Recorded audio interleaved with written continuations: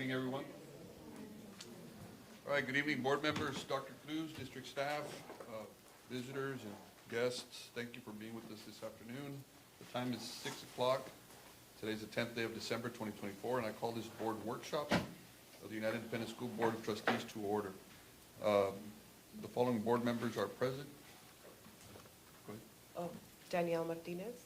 Elisa Oliveros. I'm Javier Montemayor. We do not have a quorum, but let the record show that this workshop has been duly called and that notice of this workshop has been posted in accordance with the Texas Open Meetings Act. Agenda item number 2, Pledge of Allegiance. Will everyone please rise for the Texas Pledge and the Pledge of Allegiance? Pledge allegiance to the flag of the United States of America and to the republic for which it stands, one nation, under God, indivisible, with liberty and justice for all.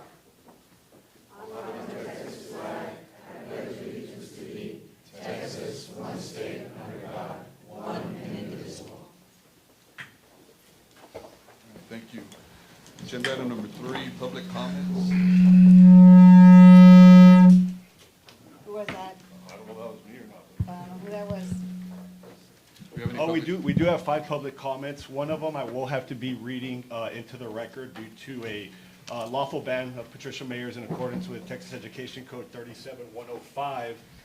Let me set my timer for 3 minutes as the other speakers will get live. Here we go. To the members of the board, district leaders in the community, I am submitting this statement to be read on my behalf as I have been unjustly banned from district property without proper notification or due process. This ban directly violates my rights under section 26.001 of the Texas Education Code, which ensures public access to educational processes, as well as my constitutional right to due process. The recent arrest of 5 individuals for impersonating security officers on UISD campuses reveal a catastrophic failure of oversight and accountability within this district. This is not merely a procedural misstep, it is a violation of trust, safety, and the law. For over a decade, UISD has paid nearly $1 million to a third-party vendor, IVU Security, to provide campus security. Yet, it has now been exposed that this vendor employed unlicensed individuals, a clear violation of Texas Occupations Code Section 1702.101, which mandates proper credentialing for security officers. This negligence further breaches Chapter 37 of the Texas Education Code, which requires districts to maintain safe environments for students and staff. Additionally, the Texas Penal Code, Section 37.10, prohibits tampering with or falsifying government records. Did UISD personnel ensure that IVU's documentation was thoroughly vetted before awarding the contract? If not, who is accountable for this failure? The financial aspect is equally troubling. How does this district justify spending hundreds of thousands of dollars annually on a vendor without ensuring compliance with basic legal and safety requirements? Taxpayers, parents, and students deserve to know how this negligence occurred and what steps will be taken to prevent future lapses. I must ask, who will be held accountable at UISD for this alarming breach of security and trust? Which district leaders, board members, or administrators will take responsibility for this scandal? How will you ensure that all vendors and contractors are fully compliant with the law moving forward? Finally, I call attention to my own situation. I was banned from district property without proper notification, public explanation, or justification, an act that blatantly violated civil rights protections and the Texas Open Meetings Act, Section 551.023.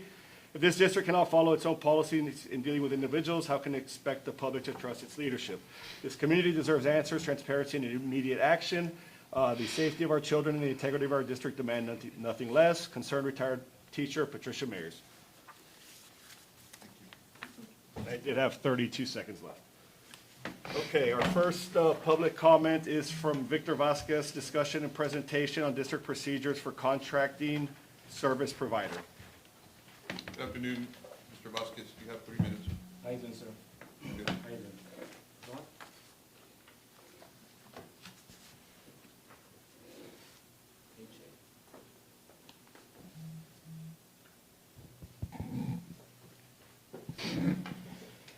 Good evening. My name is Victor Vasquez. I stand before you today not only as a concerned taxpayer, but someone who believes in accountability, transparency, and proper management of public funds.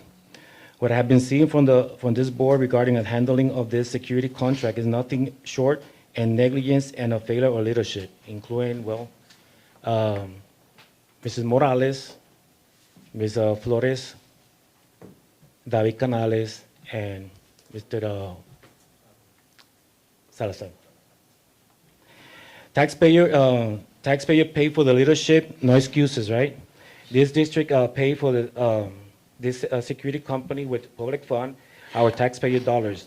Yet there has been no serious attempt to recover this fund despite clear evidence of negligence, and this performance simply canceling the contract is not enough, right? We can investigate and find out for how long, how many people we pay, and get the money back. Accountability starts here. As a board, you have the authority to responsibility to investigate and how long the company provide unqualified and unvetted security personnel to the district.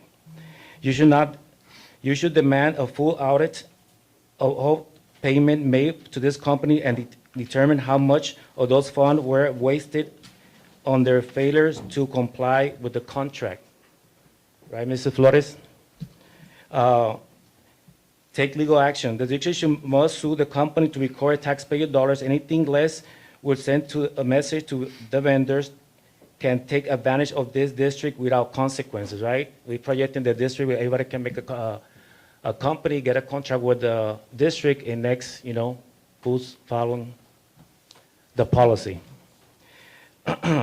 As a board, it's your responsibility to provide oversight, enforcement, accountability, ensure this does not happen again. Police trust at stake.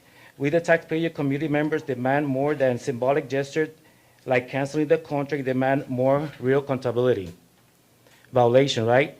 So your personnel, your leadership, violated some Texas Code Education, and so Texas Penal Code, right? So we know that the Texas Education would investigate, including with Attorney General, the Texas Education Code, and also, the Texas Penal Code. So I'm suggesting to you, give it another party to investigate, because I don't want to be here today, listen oh, high five, we did it good, you're great, your leadership, because it's not like that, okay? Thank you. Next, we have Mrs. Leti Juarez regarding RFP 2024-003, Security Officer Service.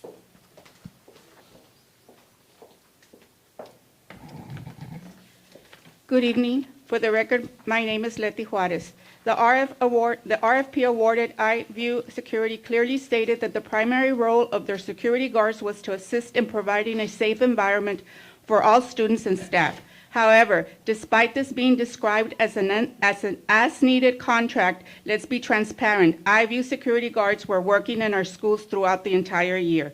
UISD paid this company approximately $205,000 last academic year and over $58,000 for this year alone. These guards had direct contact with our students. The PowerPoint presentation on vendor and contractual services fails to adequately address the critical issue of why 5 security guards who, according to KGNS, were allegedly impersonating security officers were working on our campuses. The presentation outlines what procedures should have taken place, but does not confirm whether these protocols were actually followed. I am requesting that the district provide the community with an audited report that includes a comparison of the iView security guards' first date of assignment with the district and the dates of their criminal background checks, fingerprinting, and one-day training. An analysis of whether any guards were working before completing these mandatory steps. If so, this would indicate that the district was not in compliance with its own policies. Additionally, the superintendent needs to address who will be held accountable if the district is found to be out of compliance. It is important for the superintendent to demonstrate to the community that individuals will be held accountable if negligence or misconduct is identified and that appropriate actions will be taken. In October 2023, a Laredo Morning Times article titled, "Texas DPS Operation Targets Unlicensed Security Guards," reported that 8 people were arrested in Laredo. Given this information, the UISD Chief of Police, who is responsible for overseeing security guards, should have implemented checkpoints to detect falsified records. Upper management positions come with significant compensation and the expectation to be proactive, not reactive. The Chief of Police with his years of experience and knowledge of law enforcement trends should have foreseen these risks and implemented safeguards. Furthermore, the board recently approved $6,000 salary increase for him in August, further underscoring the expectation of accountability. I urge the district to present a comprehensive plan to the community that includes new interventions for detecting falsified licenses and ensuring all security guards meet compliance standards before they begin working on campuses. The safety of our students and staff is far too important for these oversights to continue. Thank you, sir. Our final comment is from Ms. Edna Almeda regarding item 4B, safety and security protocols and procedures. Good evening, Ms. Almeda. Good evening. For the record, Edna Olmeda.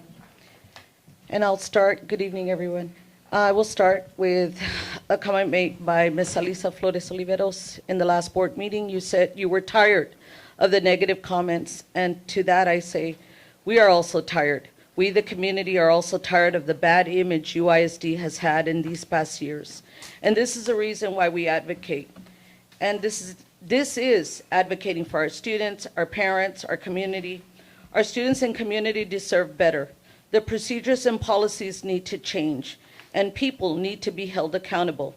Just like teachers and staff are held accountable whenever something goes wrong at the campus level.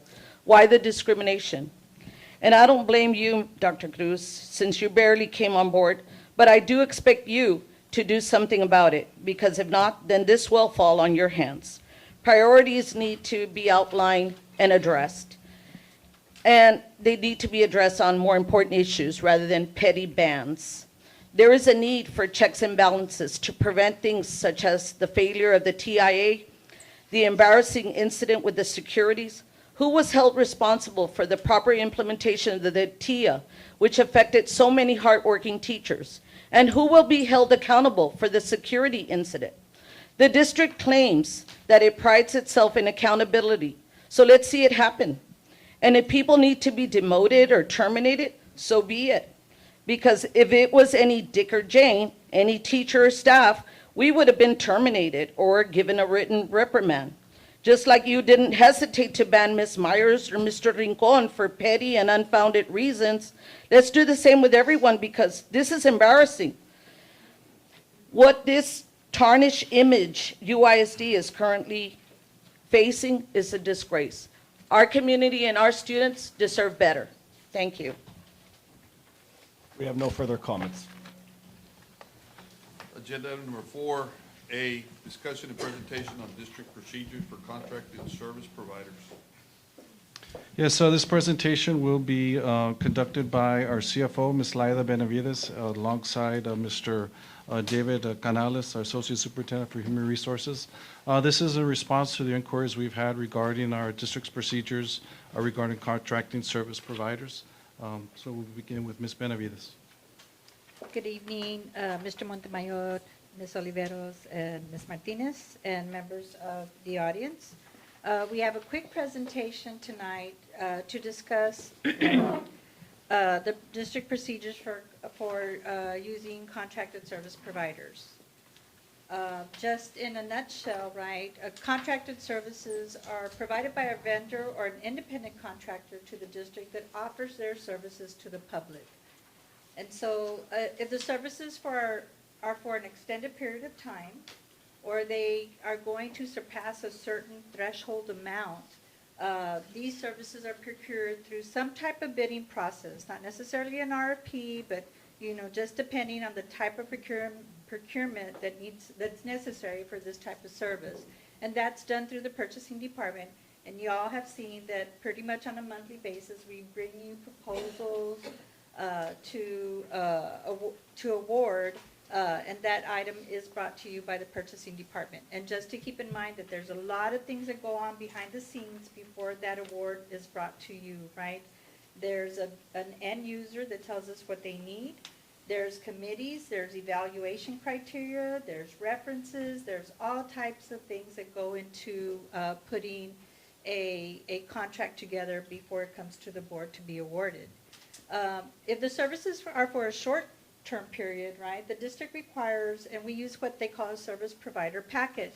And if you think about our campuses who hire maybe a choreographer for their dance team, or for judging UIL, and we do want to pay these individuals, right? We have a service packet in which the end user, which is either the campus or the department, fills out various types of forms, whether it's an I-9, whether it's, you know, just telling us the scope of work, you know, terms of the agreement. And so I'll just outline real quickly here what that end user usually has to tell us what they need, right?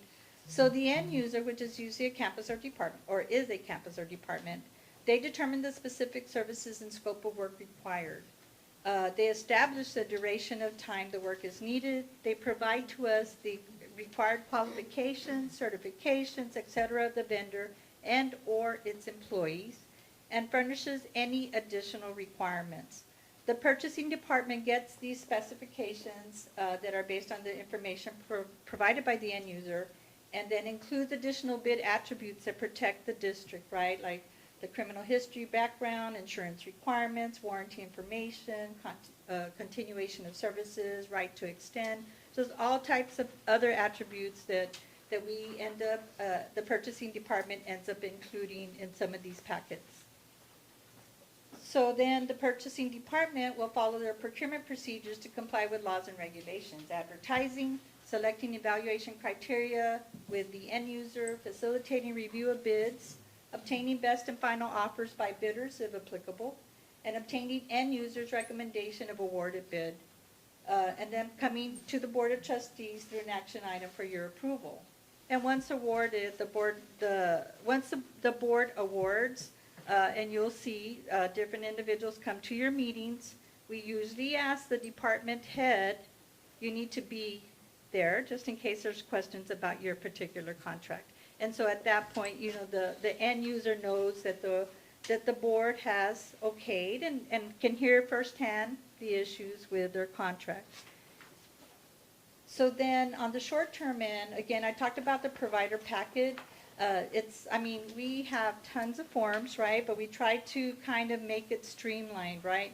But there is a request for service provider form, which will document the need for the service, required credentials, date, time of service, place of service, terms, fees, etc.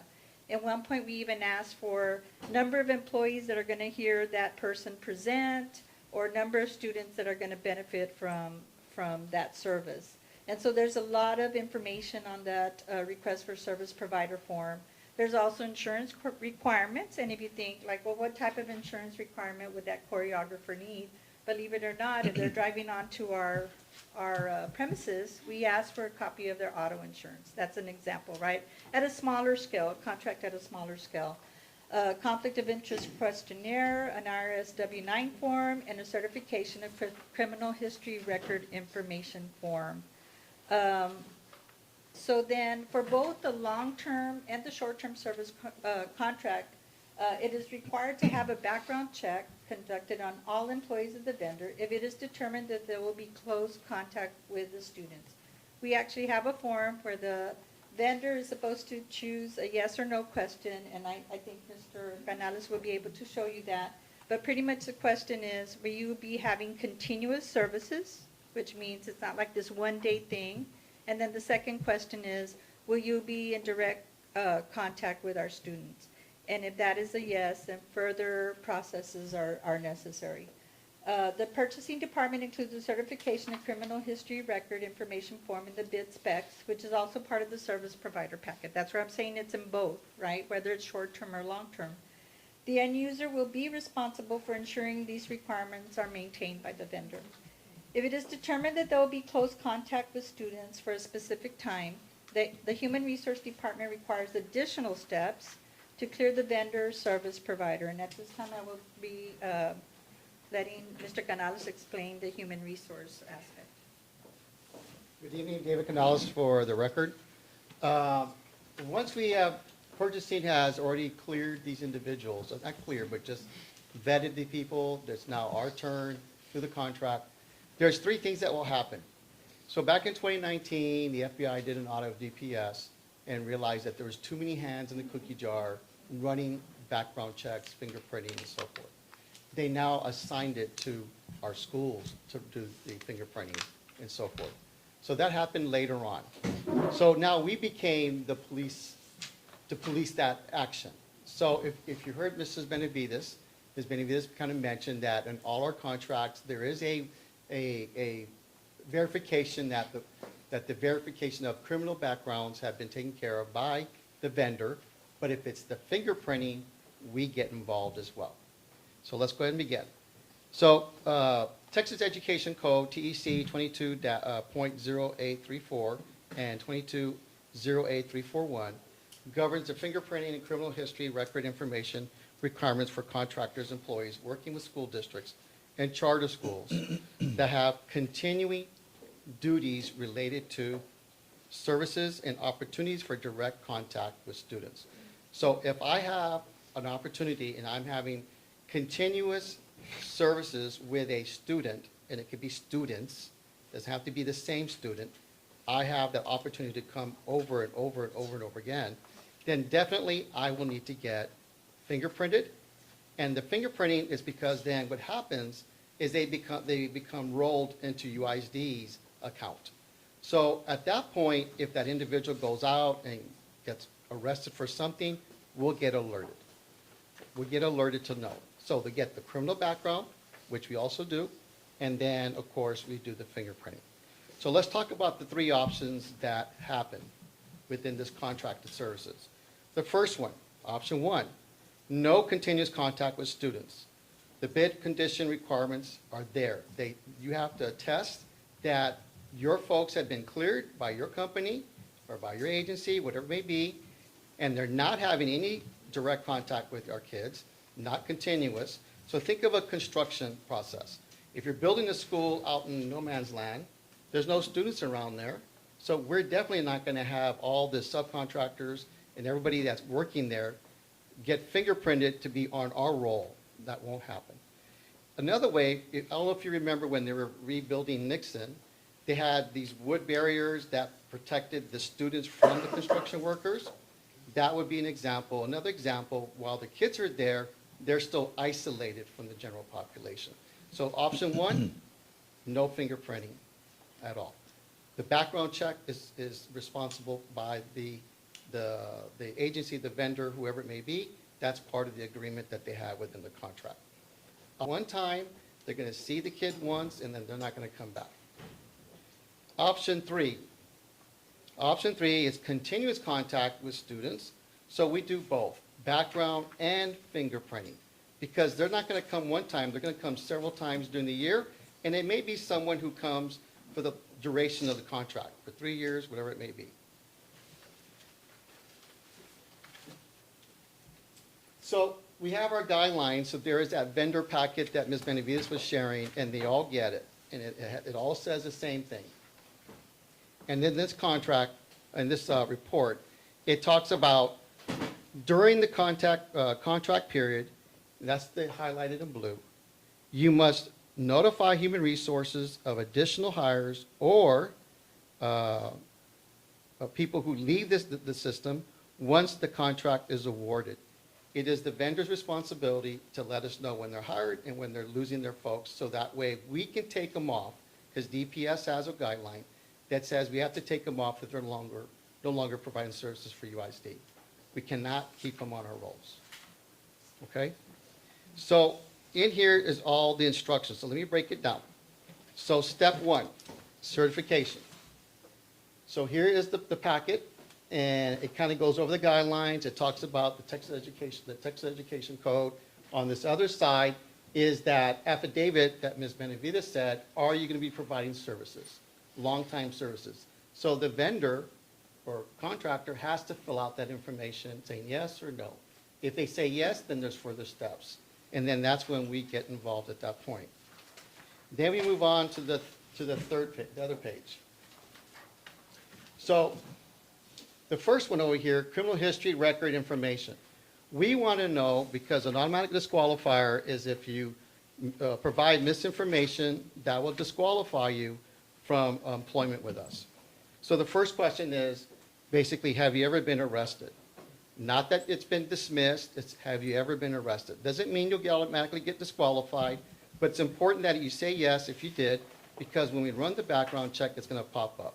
It may be something simple, DWI, it may be something like theft, depending on what the role is, and it happened maybe when you were a teenager, a 17-year-old, an 18-year-old, and you're now 50, we'll consider all that down the road. Have you ever been convicted is the second one. Have you ever been charged and convicted and received deferral adjudication and so forth? That's the third one. So we get all this information before we run anything so we can compare what we find.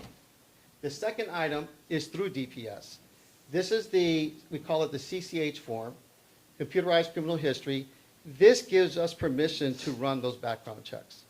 If we don't have that, then we can't do that. That's for DPS protection as well as the client's protection, because you don't want to have someone that's going to check on your daughter's boyfriend to see if he's a good guy or not. You have to have reasons. DPS does audits, and we have to make sure that we have a paper trail, that there was legitimate reasons why we're doing background checks. Then the other one is where we put the list. So the vendor will put the list of the names of employees on that long sheet, and then they're required for each individual to produce those other two sheets that were next to that one. And then once we have all that information, and when we send the fingerprinting part, we send them a video. And that's the next slide you see here. So this is like an example here that our office will send the vendor. Mr. Dave Canales, as UISD vendor contractor, you're required to complete the finger process in order to be cleared. Again, to be cleared to provide services. Attaches a video showing the procedure for fingerprinting. So in there, it's a step-by-step of how to get fingerprinted with Identigo. And then what happens at that point, they send us a receipt that they did it, and then we get the results that comes from DPS. And once you become on our roster, then we share with purchasing, and purchasing then would share with the vendor or the contractor and say, this individual that you sent information for is clear, or this individual is not clear. And that's the process that we do for all our folks. So let's say within the duration of the contract, we cleared you, and then a year from now, they get arrested for something, then we'll notify purchasing, and they notify the vendor or contractor, and then they're told at that point, this person is no longer allowed to work with us because of the fingerprinting. Okay. So, I have a question. Okay, so, hold on. For the record now, we have Michelle Molina present, so I'll let the record show that a quorum of board members is present and that this workshop has been duly called and that notice of this workshop has been posted in accordance with the Texas Open Meetings Act. I was listening to our live YouTube, so I'm fully versed on everything from the start of the meeting. Thank you. Go ahead. okay, so question. I know it was said that HR, right, they clear, HR does the clearing, does the fingerprinting and backgrounds.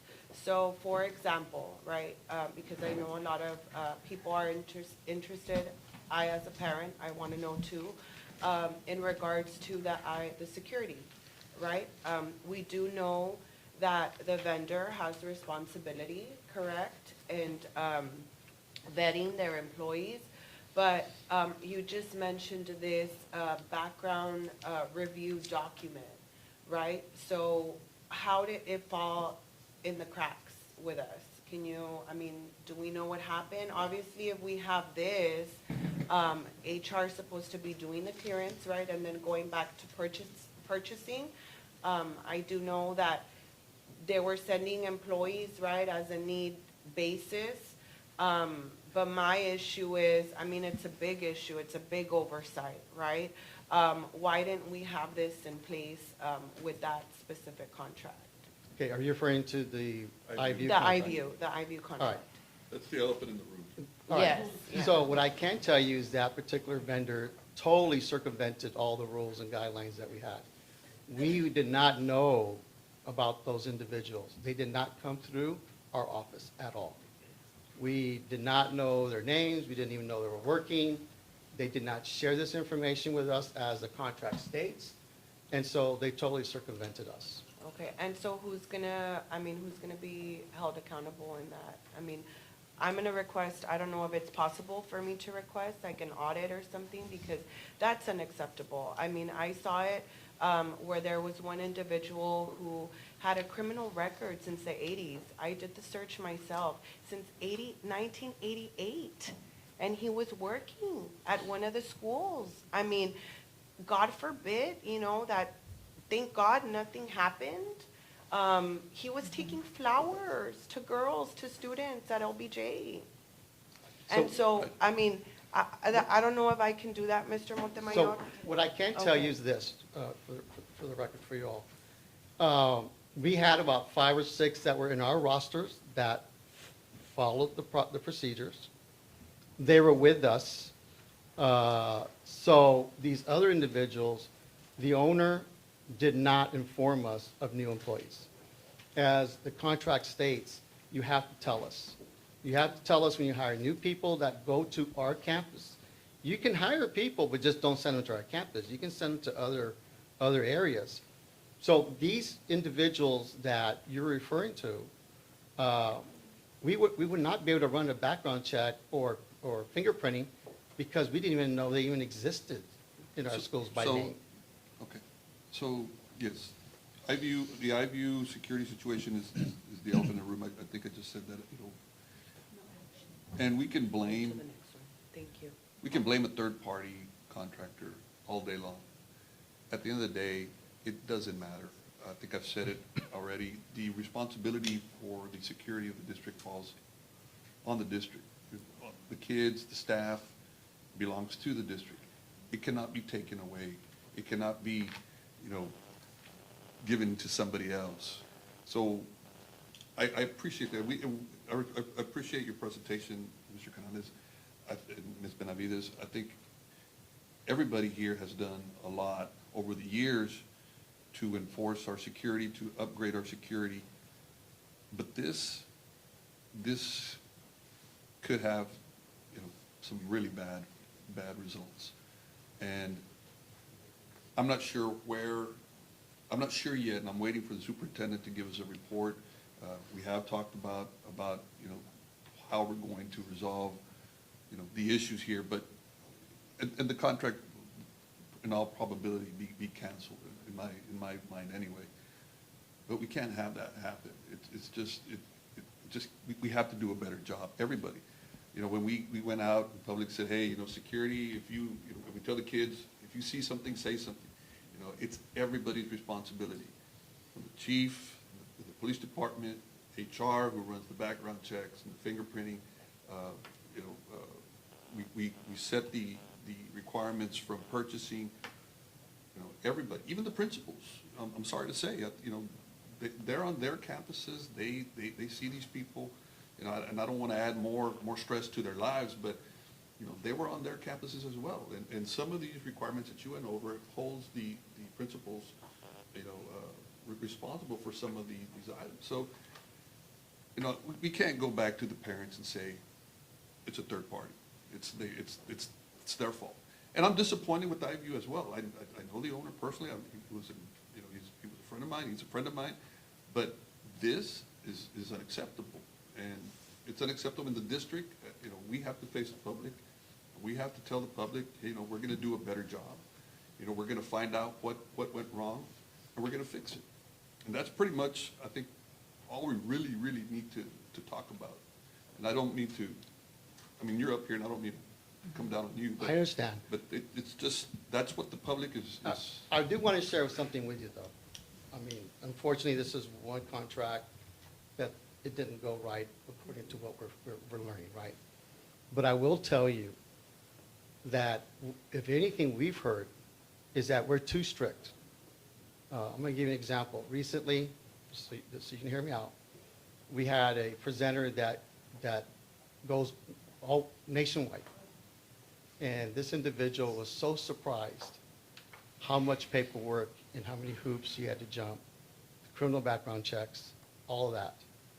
So there are the safeguards are there. Obviously, this one fell through because there was that honesty, the trust, the obligation did not come through.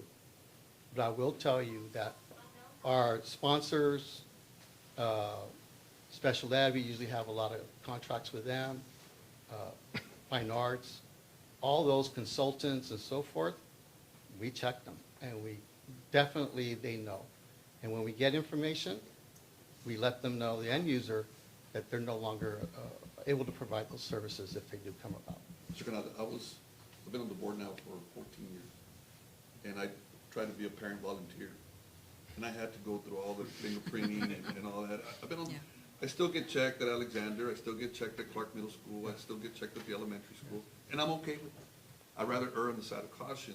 Yes. You know, and I appreciate that. But this particular situation, you know, it goes hand in hand with Mr. Garza's next presentation, it goes hand in hand with what you're presenting, that it's just, there is no excuse. There really is no excuse in my mind, and I'm just one board member, but I cannot blame the third-party contractor. You know, yeah, there's issues. I don't know how far back it goes. I don't know if these employees have been the same employees that they reported at the onset of the contract. I don't know yet, and I'm waiting to find out. But regardless of that, the district is responsible 100% every day, 24/7, for the safety and security of our students and their staff. And that's my rule. That's my golden rule. And it's not going to be diverted anywhere else. So. Mr. Montemayor, I echo those sentiments. Yes, you know, we did find that the vendor did circumvent certain procedures that we have in place. In my analysis of the situation, in summary, there are gaps in the system, things that purchasing has put in place, but perhaps not followed to the fullest extent. Gaps in communication in terms of the awarding of the RFP and the next steps that need to happen. So my analysis of the situation does call for intervention, and that's what we're doing, putting steps into place. So when RFPs are awarded and contractors are awarded, the purchasing department now has the obligation to have an exit meeting with the end user to be sure that the responsibilities are placed on the end user, to be sure if there's any changes in the contracted services, if the people that are going to be sent over to provide services to us or to students are carefully looked at, to be sure that they follow all the background checks that need to be in place. So certainly it goes to both sides. It is, the vendor did circumvent some of our procedures, and the procedures here at the district level must be tightened up to be sure that an incident like this doesn't happen again. What are you recommending, or as a district, how are you proceeding to investigate how far back this went? You know, were there other security guards at this company? We'll go far back as we need to. You know, it is going to take us a while reviewing the time cards, looking at those individuals to see if in fact those individuals were in fact licensed. The first responsibility of that vendor was to submit an attestation saying that every single security guard that was going to be at a campus was certified. That information solely falls on the vendor. Responsibility of us as a school district is to ensure that there's a criminal background check in place. Some of that did happen with those individuals that were presented to us at the beginning of the contract, but as security guards were substituted or called or put into rotation, these were just individuals who were just showing up at our campuses without anyone knowing, or the purchasing department being notified, or police department not notifying, communicating from the police department to the vendor, and of course our human resources department. It's hard to fathom that all the good work that United has done in all the money that has been spent, the millions of dollars in safety and security upgrades, police force, security force, training, you know, can be really ruined in moments by allowing people who are not certified or people we don't even know. You know, I think you indicated, Mr. Canales, we didn't even know they were there. So one of the things that we discussed, and I'll give credit to Sam, is that what we're probably going to do from this point forward is, if you get cleared by us, we're going to give you an ID card. That way, when you show up, if you don't have an ID card, then we don't know who you are. If you have an ID card, it's because you were vetted and cleared by HR. I think safety and security department has that ID card as well already. Say it again, sir? No. And that's what I was gonna say, like. I'm referring one of these. Yeah. So what we'll do is we probably change the color, we'll put contractor, so forth, and that will be the safety check that the campus principals can look for, if it's long-time continuous services, right? Has to be continuous, then they would get one of these cards, it would be by year. And that way, every year, they would have to get a new card. And that way, we know that they've been cleared.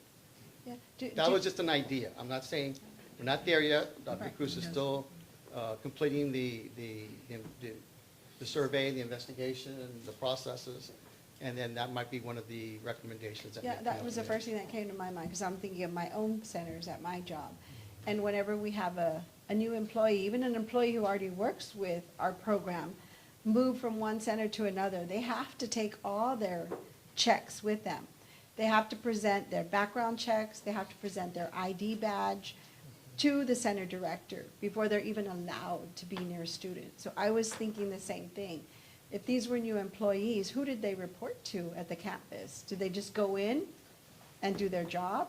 Or did they have to check in with someone before they started working for the day? Typically, they would probably check in with either the police officer, the sergeant, the lead security, and they'll know that I'm the IVU, and they usually go either at the gate, or then sometimes they go at the front of the vestibule there, and they try to do like those little small jobs where the other guards that know the kids can maybe prevent fights or whatever, they're there. And these other ones are just there to do the check-ins and check-outs. Yeah. And then I was saying, Mr. Montemayor says he gets checked every time he goes into a school. I think all of us We all do, do, right? right. But would we think to check in a police officer? Would we think to check in a security guard, right? I don't think anyone should be exempt from that, right? Because I had to go through security right now to get in here, but do security have to go through security? Do police officers have to go through security? Not- Obviously, they not carry a ours. weapon, right? Yeah, not ours. But I think that's what happened here is because generally you tend to trust a person who has a uniform on with a badge, right? I trust them, right, which is my nature. And I think that's probably how they slip through the cracks, because you just assume that they're honest people, right? Because they carry a uniform, and that represents something. It represents safety. And that was the very thing that was not happening, apparently, right?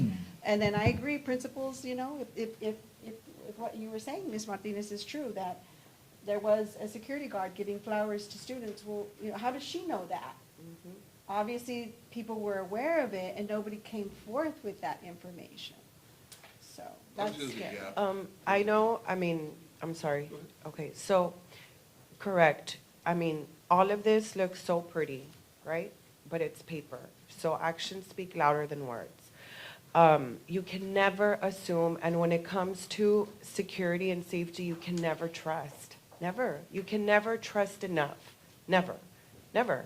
And so being strict, yes, awesome. But again, look at what happened, right?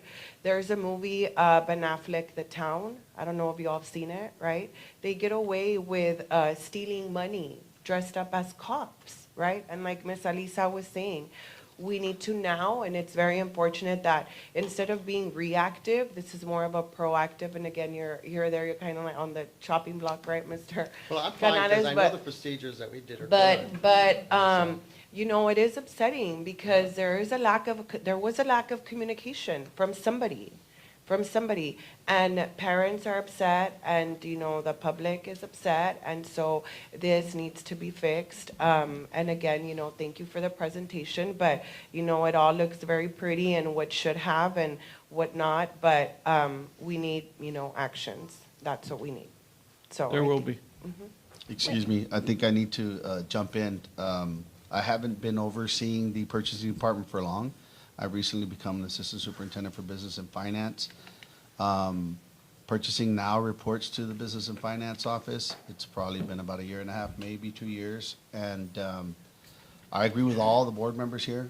And having a finance mind, trust is not an internal control. And doing this for 30 years, the first thing we tell a new staff member that comes into the business and finance area, handles fundraising, is if you're trusting somebody, you're already at fault. Yep. Okay, so I like that now that purchasing is here. The exit conference is the first thing when I met with purchasing staff, getting familiar with this. We do exit conferences when we fundraise with the principals, when we audit the schools, every month when we reconcile the bank accounts. I think the mindset will change now for an internal control environment. So we, as a team, we came up with the exit conference.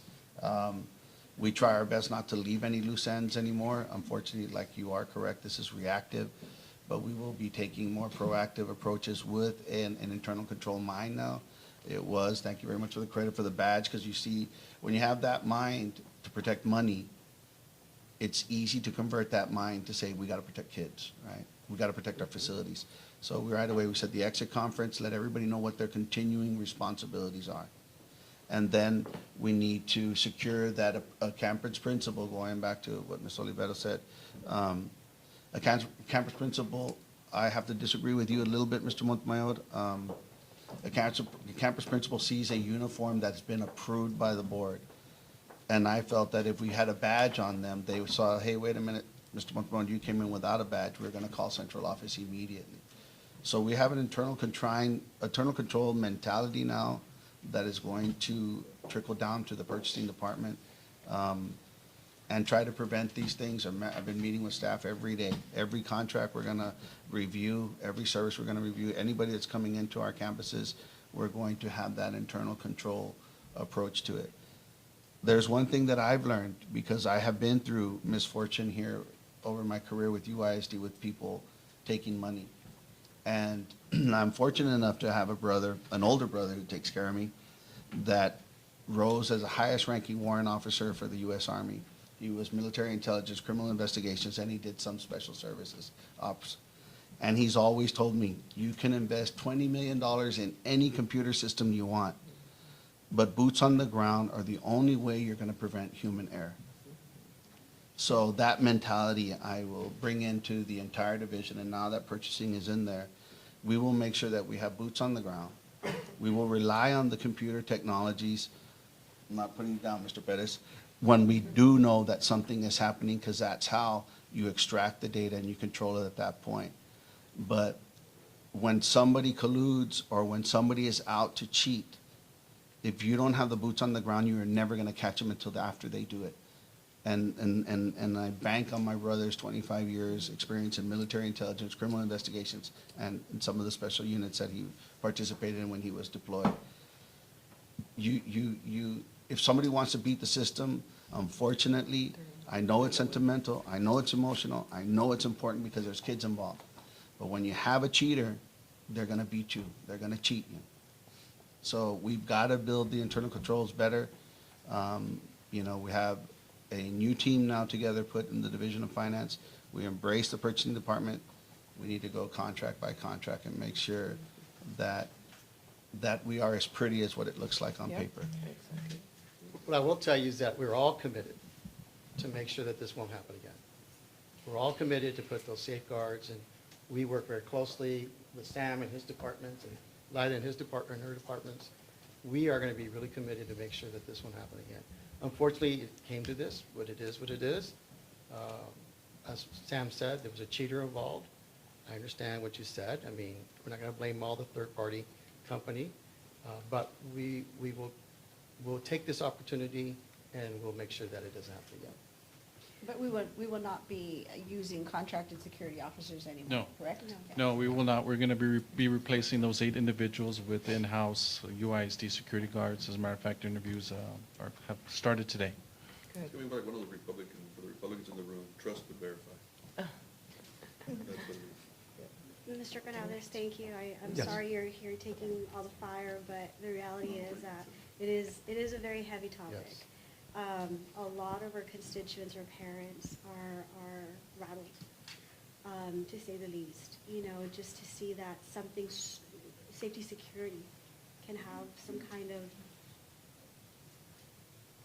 can be infiltrated. You know, and especially with what we treasure the most, which is honor logo for children.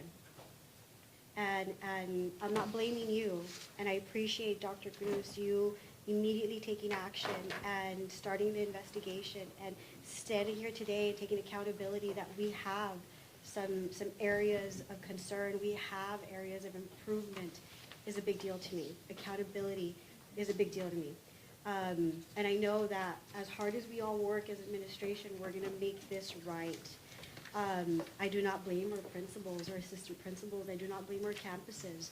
The trust was there. How do you not trust? And that's hard. But we're learning from this, and we're going to make this better, and I know we are, because everyone in here works extremely hard and for the purpose of what's on that logo for our children. So I appreciate everyone that's here, everyone that's going to continuing to work through this investigation together and put in the safety nets necessary so this doesn't happen again. And better vetting our vendors. It's important. We can't have any more possible loopholes. We can't put our children's life at risk whatsoever. I appreciate you giving this presentation. Thank you. Yes, thank you. Sir? Thank So, you. I'm going to skip over to agenda item, I know we have some teachers here. Agenda 4D, 2025-2026 budget calendar, before I go into the other presentations. Is that the one? No, it's the calendar, the academic calendar. I'm sorry, Oh, the academic one? Yes, sir. I am on the, okay. Five. Agenda item number 5I, adoption of 2025-2026 academic calendar. And only because I see some teachers sitting here and probably had a long day. It's alegría, güey. Yes, good evening, Ms. Martinez, Ms. Oliveros, Mr. Montemayor, and Ms. Molina. Rebecca Morales, Associate Superintendent for District Administration and Student Services, for the record. Yes, I want to recognize, and I appreciate you acknowledging that they're here, and we want to get them home because they have had a very long day with our students. So if I could have our calendar committee, they worked very hard for months putting our options together for campuses and departments to vote. Can all of our members of our calendar committee please stand to be recognized by our administration and our administration and our committee? Let me tell you, they had such amazing ideas. We had representation, and they're not all here. It was a very big group. We had representation from across the district. They had some incredible feedback to give, and of course, we always want to give our campuses the preference and the feedback to give our suggestions, because at the end of the day, they're our end users. Them, because they work with our students directly, our campuses. So we had teachers, we had administrators, the majority teachers, yes? The majority of our calendar committee are teachers, so we're here to present to you the recommendation for the adoption of the calendar for possible adoption next week at the regular board meeting. So we are presenting to you the option that was most favorable. Everybody had a couple of weeks, every campus and every department had a couple of weeks to review these calendar options with their staff and present and vote on one calendar, and this is the calendar that was selected. So some of the highlights from this calendar, I want to point out again an idea from our teachers who are working extremely hard every single day with our students. We know that they do not have enough time. Those of us that have been teachers, those of us that have been campus administrators, know that there's never enough time for planning and preparation for our students, for interventions, for activities, project-based learning, all of these things that we want our teachers to be doing, and there's never enough time. We have ARDs that we have to keep, take into account. We have PLCs, regular, meetings, and all these other things. So you're going to see 2 items on the calendar, one in September, one in May. You're going to see it in blue with a red outline, and this is something new that we've never done before, and we are calling these our PLC days, where our students will not have class, and the teachers will not be pulled out to trainings, district or campus, and they will have an opportunity to meet as departments, as grade levels, and just plan and work, get caught up, look at, the first one is going to be right after the first 6 weeks, so they'll have an opportunity to regroup and reflect on the first 6 weeks with our students for the beginning of the school year and see how we have to regroup our students or any interventions that we have to do for them. And then again in May, when we're getting close to the end of the school year, to reflect on, assessments, what students we have to recommend for summer school, and what interventions we have to do before the closeout of the school year. So we're very proud of that. Can we congratulate all of our teachers and our calendar committee, because again, they really did provide very valuable feedback. And then of course, you're just going to see your regular, start date for students will be on the 13th. We have 1 day off, at least minimum every month, which is another thing that they had requested. And then we would be ending the school year on the 28th of May. And graduations would be on the 28th and the 29th. And so this is the calendar that we are proposing to you, option 1, for consideration at next week's board meeting. Yes, okay, so those 2 days, where did you pull them from? So we're very fortunate. We also worked with Liza, who oversees admissions, and Ms. Martinez. I'm not sure if she's here. Yes, she is. And so we needed to make sure that we are always very proactive with the minutes that we have already built into our calendar. So all of these times that we've brought to you when we've had to cancel school for bad weather or come in late and so on, we've never had to use our bad weather days because we have excess minutes built in already to our calendar. So even with those 2 days, we're still good. Instead of 175 instructional days, we're going to have 73 instructional days, and there's still plenty of days and minutes in excess in case we have any cancellations, any water issues, or anything like that.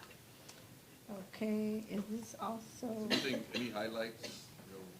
I think those are the biggest highlights that because it's very new and it's something that we've really never done. The other thing that we wanted to point out in February, we know that WBCA is always something that we're competing with. This year in our calendar, because we had already adopted it, our days off are not coinciding with the WBCA events.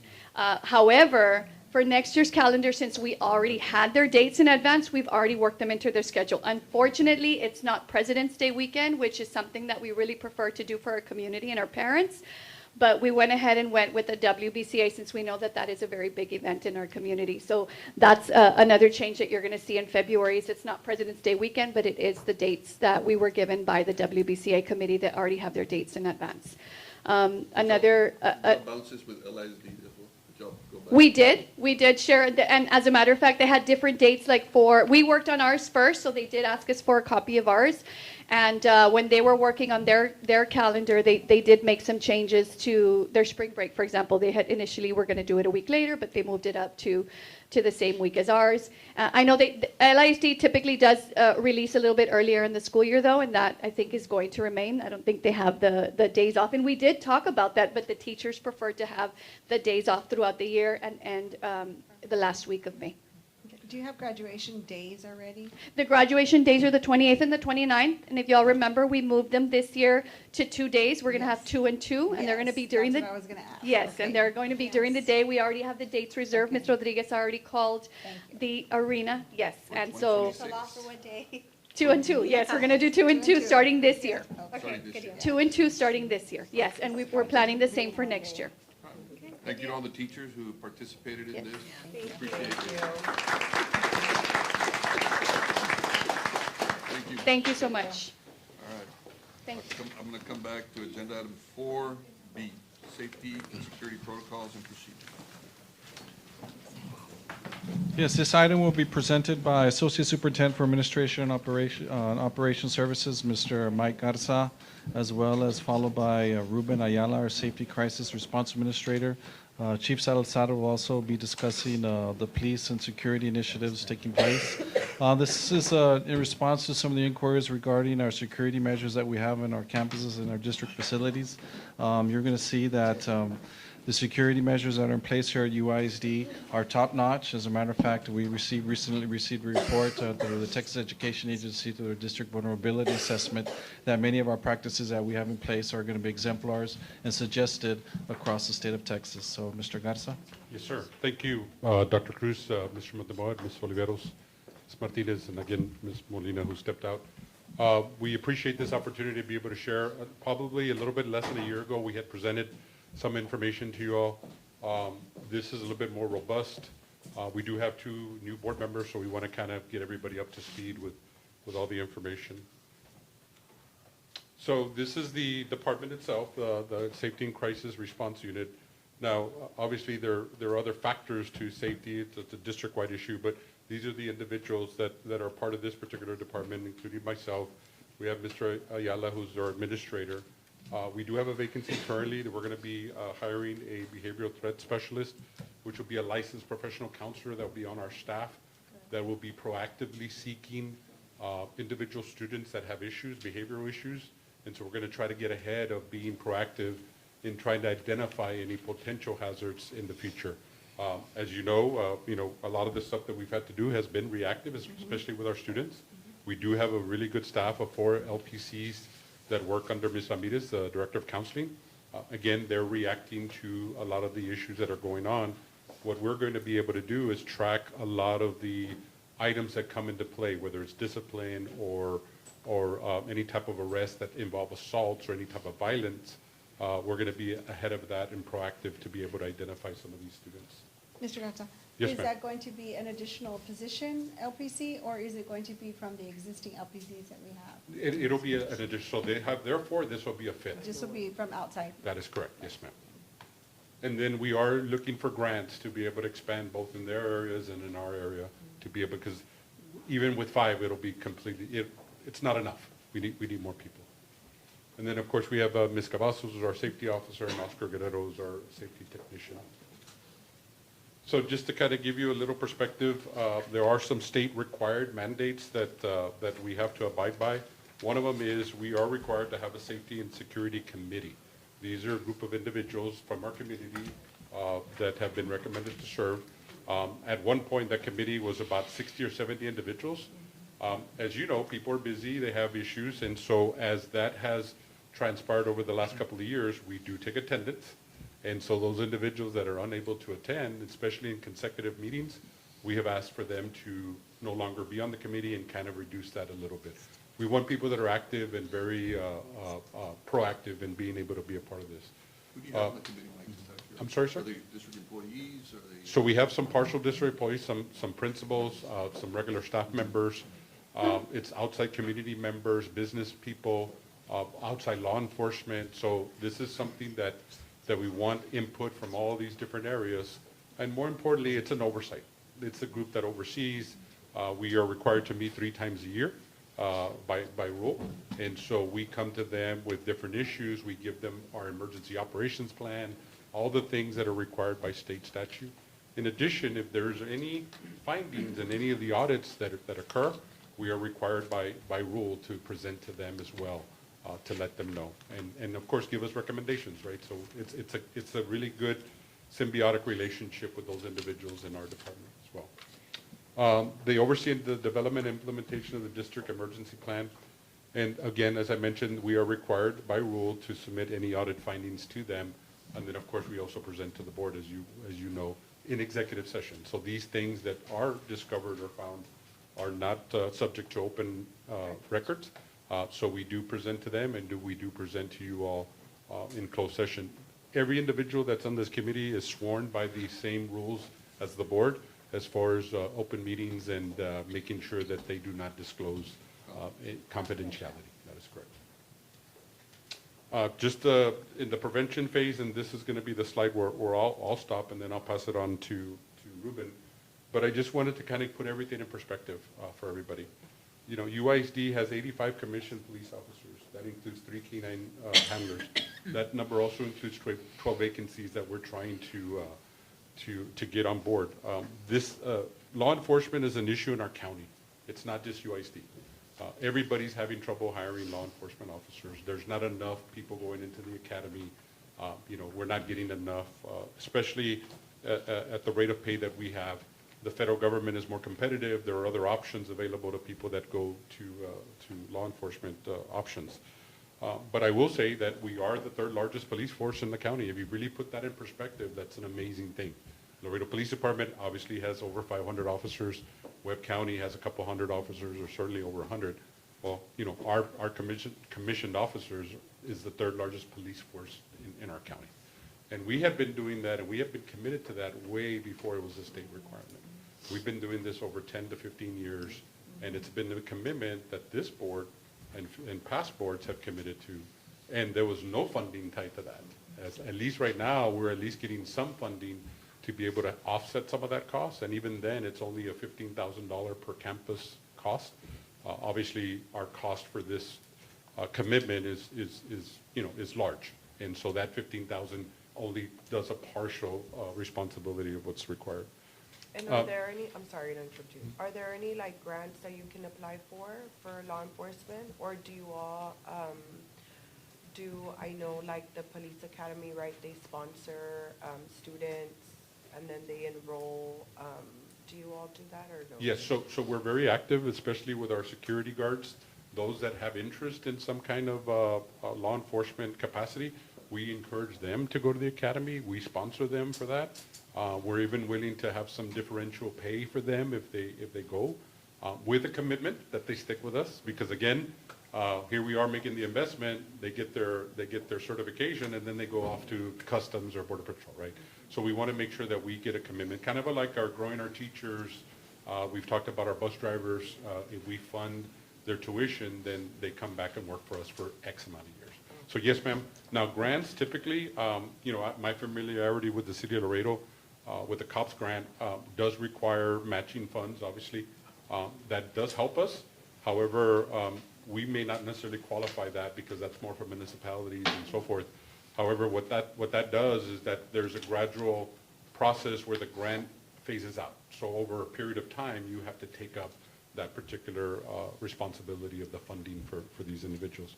Most of the grants that we do receive, and we're very successful, usually I would say 98% of the time that we submit a grant through our police department, it's usually for equipment. It's either patrol units, weapons, shields, any other type of auxiliary items, and so we're pretty successful when we apply for those. So really good at that. So we do have 147 security guards. This includes the 11 vacancies, Dr. Cruz. That was an area, believe it or not, we were having a lot of trouble in hiring, and a lot of our custodial, food service, bus drivers. Security guards was one of those areas where we were right there. We really almost had a full staff. Obviously, the 8 that we included as part of that 11, so we technically only had 3 vacancies prior to this situation. So we're really good. We're really good at being able to hire those individuals. Unfortunately, we end up hiring them from the areas that we're desperately needing people. Our custodial staff, our food service, and our bus drivers have decided to move on to that particular area. One of the things that we're very, very proud of is our relationship with our law enforcement, our outside law enforcement. We have a very good relationship with the Laredo Police Department. We're always in constant communication with the Chief of Police and all his command staff. The Sheriff's Department, as you can see here, we've had several activities where we bring in law enforcement. One of the biggest issues that we want to make sure, and it was part of our evaluation from TA, was making sure that we continue that relationship with outside law enforcement, because the individuals that come and support us, and I will tell you that it's robust. We're very blessed in this community to have such a rapid response to any need that we have. They don't know our facilities. So we have to get them to know where our classrooms are, what our processes are, all the procedures. So we've done a really good job of rotating our campuses and bringing people in to be able to get that done. I will share with you, and I think that it was stated here with our board members, Mr. Montemayor, safety is everybody's responsibility. I mean, we have 4 individuals that are in the safety crisis unit, but really, it's 6,500 employees that are responsible for safety, the superintendent all the way down to our custodial staff. We recently, last year, we had a really, really good outcome in our audits. You know, technically, I'm not allowed to share what our results were and so forth, but it was outstanding. I can tell you that. And when we tried to publicize that publicly, I actually got called out. They literally called me from TA and says, "You cannot be doing that." So, you know, I know there's a desire for us to be out there to tell publicly what we're doing and the great things that we're doing, but in a lot of cases, we're restricted from doing that. And a lot of the information that we're presenting to you, we have some restrictions to be able to provide publicly, because we don't want people that are bad actors to know what our procedures are, and then we're giving them the tell on how to hurt us, right? Where our defense is. So it is our responsibility. We take it seriously. We have had conversations with all our employees, whatever level of employee they are. Recently, we had a meeting with our facilities department, and we have empowered every single employee to question anybody that comes into our building. So if you see something or you notice somebody that doesn't belong there, you have the power to question that individual. The superintendent, in his first week, they didn't allow him to get in the building until they checked his ID. I mean, that's the way we do it. You all have experienced going into a building, the checks and the balances that we have to make sure that everybody is vetted. We have empowered all our employees to question anybody that comes onto our campus. And if they get in trouble, I tell them, I will take responsibility for that. You don't have to worry about it. I'll deal with the department director. We'll do it. Because I'd rather you do that than the alternative, right? And not do anything about it. So we take a lot of pride in that.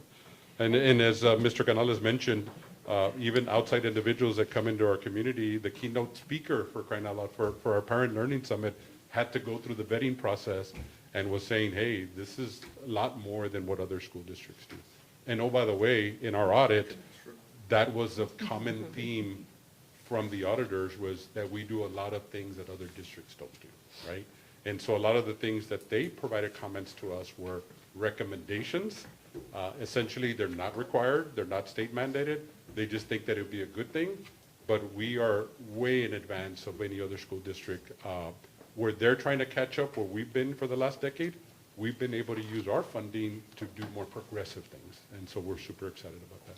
And again, Ruben will be able to share a little bit more detail. There are a lot of slides, but I promise you it'll be quick. I have a question, really quick question. So these security guards that we had, because I know it was a question from one of the parents that I had, were they required to sign in? Were they So- supposed to be signing in? So there's a timesheet that from what I understand, there was a timesheet. Yes, every private security officer will report to the front, fill out the timesheet, and a sergeant will sign off on that timesheet for that day, for that particular day. For every single private security officer, they were signing. Okay, for like the IB ones, they had to Correct. sign in? Yes. Okay, okay. So, I mean, at least there was some level of supervision for these individuals, you know. Well, yeah, but one of them was a criminal. Sure, I sure. mean, Yes, ma'am. you know. Okay, and then we'll pass it on to Ruben. So I just wanted to go ahead and add a little bit to this regarding to these walkthroughs. These walkthroughs are designed or required that we give outside law enforcement the opportunity to walk through our campuses. So we've taken this to another level. What we'll actually do is we'll conduct a lockdown drill with them there. I present to them on our safety protocols, our procedures that we have at the district to share with them, and what policies and procedures they'd be walking into in the event that there was a lockdown. Then we actually call the lockdown, and they'll go through the hallways, check doors, and see all our procedures, actually enter classroom doors and speak to students. So these are outside agencies, so they're able to see all of that. I'll try to go through this as quickly as possible. So in our, still continue with prevention, improvements that we've made to our campus facilities is security vestibules, the impact-resistant glass, additional security cameras, crisis alert panic buttons, which was a large investment. Card reader access locks, those are access to our exterior doors. New ISD communications and radios, so actually towers that have been installed by the city in our areas so that will help our radio communications in our campuses. Classroom phones, we have just upgraded those. Perimeter fencing at all campuses. Cell phone boosters, we're in our phases working on that to improve that at all our campuses. Public announcement systems, so we've had to make some upgrades or some modifications to some of our public announcement systems.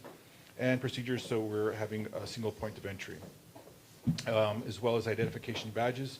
So these are for students and staff.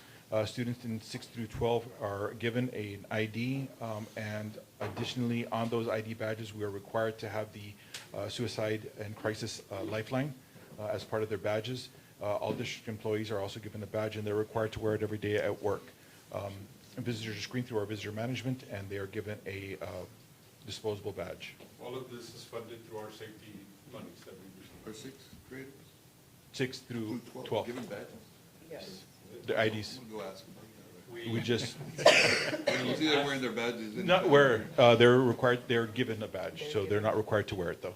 Right, currently, right now, they're not. Attached to their backpack? It's, They have to have it up on front. request, they have to have their ID with them. Yeah. Yeah. We just started that, I think last year was our, when we purchased the machines. As well as our clear backpacks, so we have all secondary students in K through 12, or we're given a clear backpack.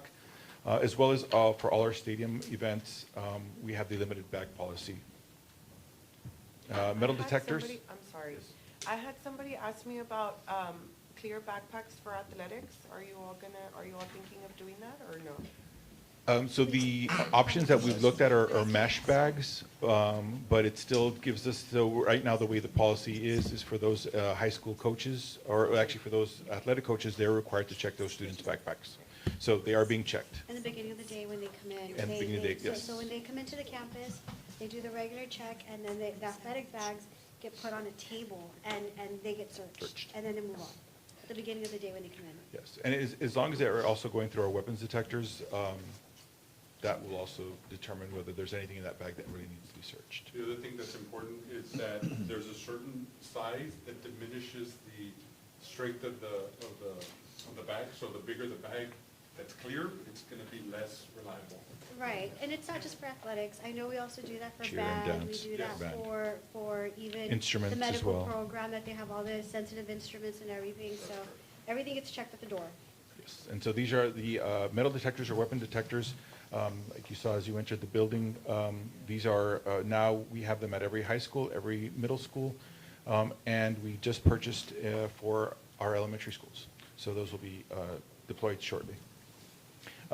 Locked doors. So we are audited regularly through our IDA, our DVA, so that's Region 1, Texas School Safety Center, and TEA, all can do these checks, and they do these checks. So the intruder detection audits are happening on a regular basis. They will check all our campuses throughout the entire year. The DVA, we just had that done October 21st through 25th. And so that's one of the things that they check. They'll check all of our exterior doors to make sure that they close and lock, and they close and lock properly. And as well as we have added as an extra layer that it's not required for our interior doors to be closed and locked during instructional time. And so in doing that, that puts us at, in audits, that's something that they will check as well. Since we've made that a policy, they will follow up and check that as And well. that continues to be checked throughout the day with security officers, police officers, administration throughout the day. Yes, and we are required to do a weekly audit, weekly log sweep of all our exterior doors and our interior doors as well. That is logged, that is checked, and that is also put into our Sentinel platform, which I'll talk about a little bit. So that is a policy that we implemented. And Yeah. because we implemented, now we're held accountable. It's for not it. a statewide. Exactly. It's- yeah. It's when we implement And it. when we get audited, we're still required to, because it's one of our policies. That's correct. Yes, So and we've been that- able to pass successfully, right? Absolutely. And so far, all the audits that we've had have been very successful. Right. We've been very fortunate. The other thing too is, if you recall, we actually came to the board to let you know we're gonna implement this policy. Yes. Because now we're putting ourselves at a higher standard. Yes. Studies have shown. This was last year, right? Yes, ma'am. Yes. So at the beginning of last school year, we had it, yes. So studies have shown that if you have a locked door, the chances of fatalities almost go to zero. So that's why we implemented that, just to give us another peace of mind, to be able to make sure that, God forbid, something were to happen, penetrate our defenses from the outside, they at least have a locked door that gives them a percentage chance of survival. And we have That's- multiple layers of Absolutely. security and safety before the lockdown. Absolutely. Yes. And I will share with you that we did get a lot of, a lot of pushback from staff and teachers and so forth. But when we had the Alexander incident, it really opened everybody's eyes that, Right. okay, now we know why we implement these policies. And like So- anything, you'll get some pushback, but it's a culture change. Absolutely. And they embraced it. And As we'll- soon as that right, happened in right. Alexander, Everyone they will fall in embraced the line. policy. Correct. I have another question. I was reading over the weekend on that, actually, the Texas School Safety Center. So with all of this, the iView incident that happened, right? I know you said that the district is a leader, right? They do a lot of things and other districts copy, which is excellent. But is this gonna be reported to the Texas School Safety Center as an incident that happened? Does it have to be reported, or? No, this is not part of any of the audits No? or anything that they oversee. Okay. Okay, thank you for clarifying that. So one of the other requirements is to have a reporting system for any threats. So we do have a report a threat anonymous reporting system. So anybody can go onto our district website and submit a Google form that will report any threats within the district anonymously. We also have started, or we're working with different law enforcement agencies on what's called the BTAM, or it's a Behavior Threat Assessment and Management Team. This is a citywide program. It's not a district, but we are part of it. We're there through the inception and through the initial training. And so what this does is ensures that any information regarding threats is shared with the district as well as other law enforcement agencies. And these could be threats to the school or to the community, but we are part of that conversation. And also the theory behind it is there's a path of violence for any of these people, and what we're trying to do is remove them from that path of violence and see what interventions we can do as a committee, as a group, anything that we can offer from the district as well, so that we can take these individuals off that path of violence. And this is additionally to the safety committee that we had. Yes, this is totally additional, separate and apart. Yes, right? this is And brand new. We work hand in hand with all agencies, local, state, and federal. So first line of defense, we've spoken about this, Mr. Garza, is that anything that happens, we are notified almost immediately within that same minute, if not seconds, and we go into secure mode. Education is not compromised, it's not even, hiccuped at the schools, and within our campuses, within our offices, but we go into secure mode, and that's just standard operating procedures, correct? Yes, and let me tell you, with this particular committee, which I think is probably long overdue, that we've needed, there is a statement that we need to write, that it's all confidential, it's a lot of information.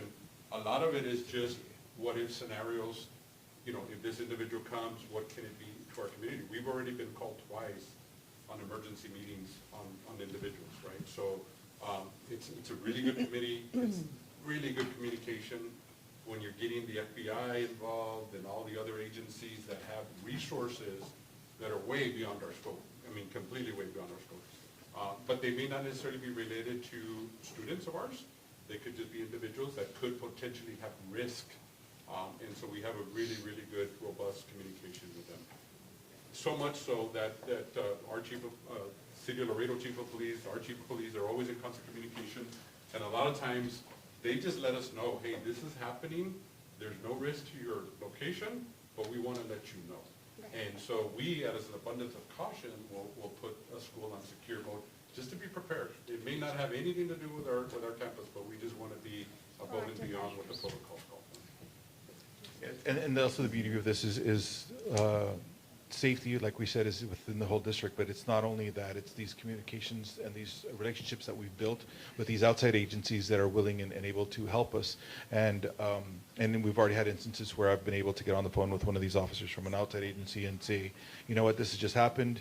And he's like, I'm already at the house. And so we have that communication to where whenever we have any incidents that they're willing and ready to help us.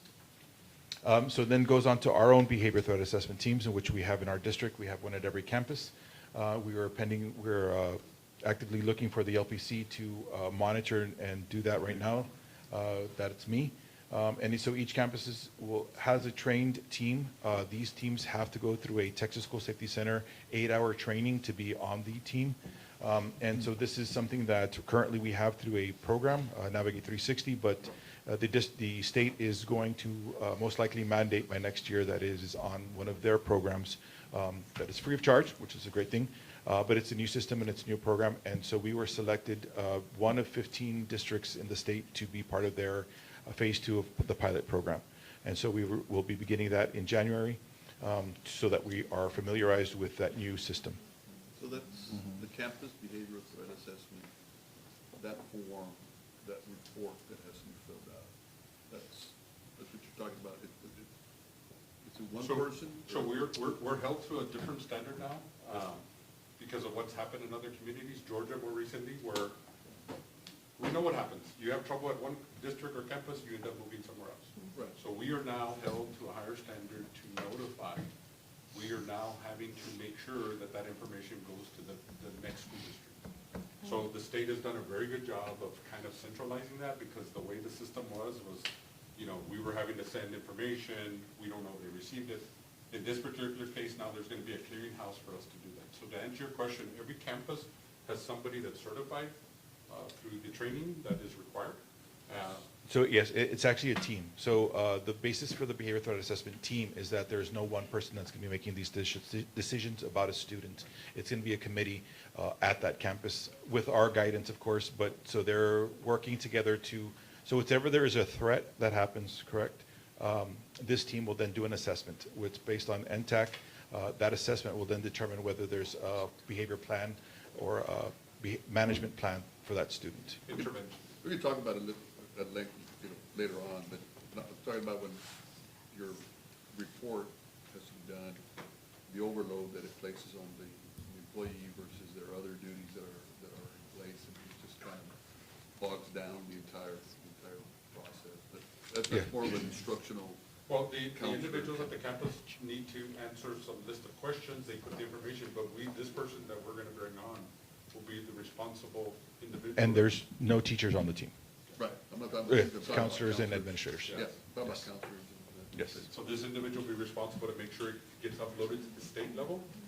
And then, of course, making sure we're gonna hold them responsible to make sure that they're notifying other districts when these threats move on. And one of my biggest points for that, and I've already shared it with TA, is that whatever system that they do implement, it has to be something that's feasible for us to actually complete. So it's not adding all those extra duties and time that we already don't have. Just on a side note, for me, what is considered a behavioral threat? So there's a screening questions, there's 4 questions that any behavior threat starts with, and once those questions are completed, if they answer yes to any one of those questions, that would deem it. So does the student have access? Does the student have a plan?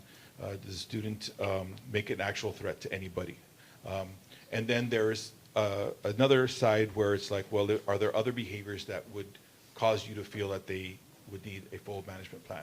If you answer no to that, then that case closes. If there's yes to that, then you continue on with the rest, which is an 11-question Give you an survey. example, an assault that happens, we would put somebody on now it doesn't mean that they have to stay on there. The whole purpose is, let's identify them, let's provide interventions, let's provide some support, let's provide it, and then eventually the goal is to exit them, right? Like, they're fine, they're okay, they just needed to get help. But if not, it can overlap from year to year, or they end up going somewhere else, and we need to make sure that that's monitored. The bottom line, they get support. Yes. That's identifying the areas where they need the support. Exactly, and that is the whole premise of it, is to help our students so that they don't continue on that path of violence. I'm just trying to figure out if they're vague, or they're, they're kind of, anything can kind of be. According to the rule, it is pretty much anything can be. So if any school has 30, 40 people in a given month, It would, and so generally speaking, we have about 170 cases that are active in the entire district. So most campuses have 10 to 15 at the most. And it doesn't have to be on campus, it could be in a situation off campus that we are notified about it, and we will still do that. And you really think one LPC can handle this? Well, again, it's the gathering, it's the gathering, the summary of everything, really, at the end of the day, but the more severe cases, this individual is gonna be going, in support of the current LPC. So there. And the counseling and the teams that are already out there, just giving them that support that they've been needing. And so, we try to do our best and guide them through whenever they need assistance. But it's also giving them that training as well for our district policies and procedures so that they feel more at ease doing it when they're at their campuses. In the 140 that we identified, a lot of those get exited, like they're not, it's just that in the year, we had that many cases. Is it gonna, did you say it's gonna be implemented in all campuses? Like each campus is gonna? Each campus has a team currently. Already. From elementary to high Already? school, already. Okay. That's been going on. Whether they have cases or not, they're required to have a team. That's correct. They're required to have a team, and we know for sure, like you have a database where you know who's on the team and everything. Yeah, so we're actually trying to have a backup to a backup to a backup to make sure all that documentation is there. So it's inputted into our Sentinel. We're doing it into the card system, as well as database that we're currently keeping. So, yeah, we want to make Yeah, sure I'm that, just and then thinking the certifications is the most difficult part because it's given to us by the Texas School Safety Center, which I have no power, control, or a capability to get that information. It's relying on the people that get trained, and then it's one-time training, and it could have been 5, 8 years ago that they got trained. So it's that documentation, although the state is working with us and they've done some things to help us. And how often are you checking this database? Like, do you get a report or? No, so it has to be updated by, so each campus has what's called an SSCO, Safety Compliance Officer, a School Safety Compliance Officer. It's an administrator that's in charge of safety at each campus, and they are charged with updating that team. And so I just was meeting with one today and going over how they're going to be doing those different things. Oh, okay, but Yeah. you all do have I'm just thinking, in the long run, right? Yes, ma'am. We don't want like this security thing to happen, Yeah. right? With a child maybe who just fell through the cracks and then we're gonna be here a year later, 2 years, oh, well, it fell through the cracks, sorry, right? So how can we prevent that? Like, do you have, I know now you're saying that there's somebody at the school and each campus has an administrator, but do you all have like a checks and balances? So this individual that we're gonna hire will be responsible to make sure that all the certifications are done, all the completion. So they'll have more on their plate than just the. That's what I said. Okay, Yeah. yeah, that's one person is gonna be a lot to Yeah, so handle. eventually, again, there are grants out there that we're gonna be applying for to get more people, but at this point, we gotta start somewhere, like, we don't have it right now. I so. foresee in the future, one LPC at least at each campus. Oh, for sure. Sorry. Yes. but I No, do. you're right. Yeah. That's probably the ultimate, yes, Yeah. the ultimate situation. But, yes, ma'am, we'll have checks and balances of that. Again, this is an 8-hour course, so we're asking people to take 8 hours over there, usually in the workday, or sometimes they do it on the weekends to be able to get it done. And so we're, part of their commitment as administrators to get it done. So we have, part of this database, correct me if I'm wrong, but for every student, and you open a case, and it measures and it tracks, and you have to close it as well, right? Through this, it's a physical database, it's not like a manual database, right? It's not manual, it's Exactly. computer-based, yes. Exactly. It's actually internet-based, yes. So the other thing we have is is something we just started, it's the mental health, mental wellness program for our staff members. It's a collaboration with Pillar. And so this is what I really wanted to talk to everybody about, because this is something that I think is very important. It's something that we share with our law enforcement, because these are our district standard response protocols. These are our standard protocols for any incident. So they're not specific to one type of incident. It could be anything as long as it fits into that category. And this is how we're going to react or respond to it.